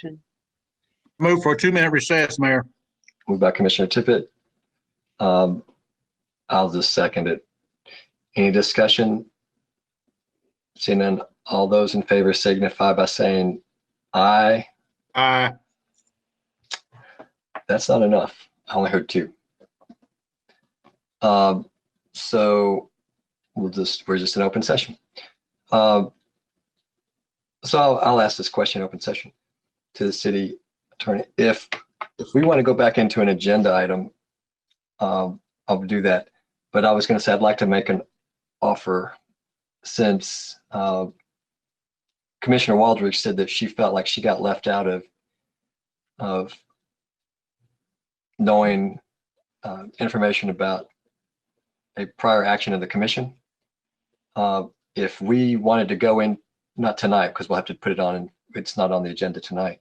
If we want to go into a closed session for personnel, could I talk about those issues in a closed session? I believe you could. And that way, again, and I'll make it very clear, nobody else has talked about any, there was nothing else that was talked about specifics. But if you want to go into closed session and talk about specifics, I would be happy and be more than happy, more than willing to do it if commissioners would agree that we follow the terms of a particular contract on an action item that we've taken and not disclose what we talk about in closed session. If that's something that commissioners want to do, I am absolutely more than happy, more than willing to do so. So, Mayor, Mayor, can I clarify? Okay, go ahead, Laura. I mean, solicitor.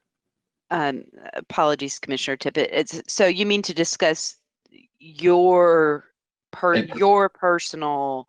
Absolutely. Okay. Absolutely. I'd be more than happy to share that with commissioners if that's something that would make people. I'm sorry, are we back in open session? We're in open session. Wait. Well, that's what I was going to say. You're gonna have to repeat all that, because right now our meeting is now void, because it's not our constituents are not listening in on what you're saying.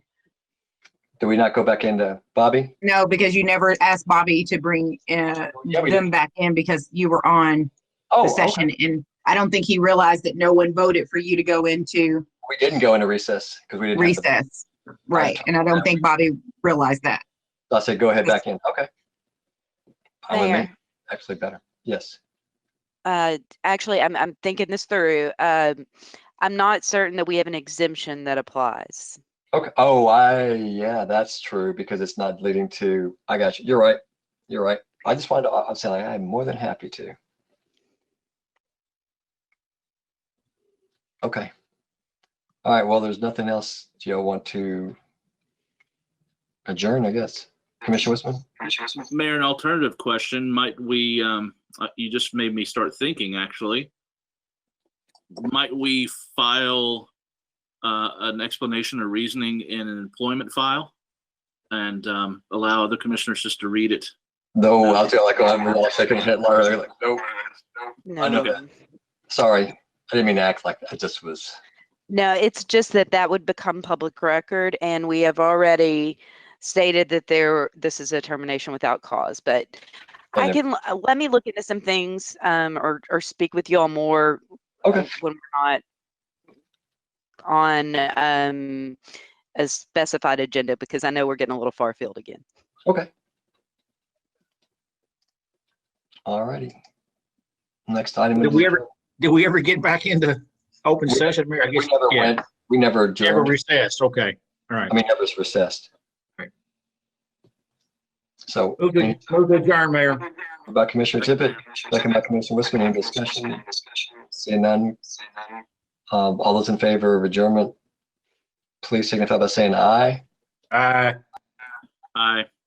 All right, that's a clear majority. All those opposed? All right, we are adjourned. Thank you all very much.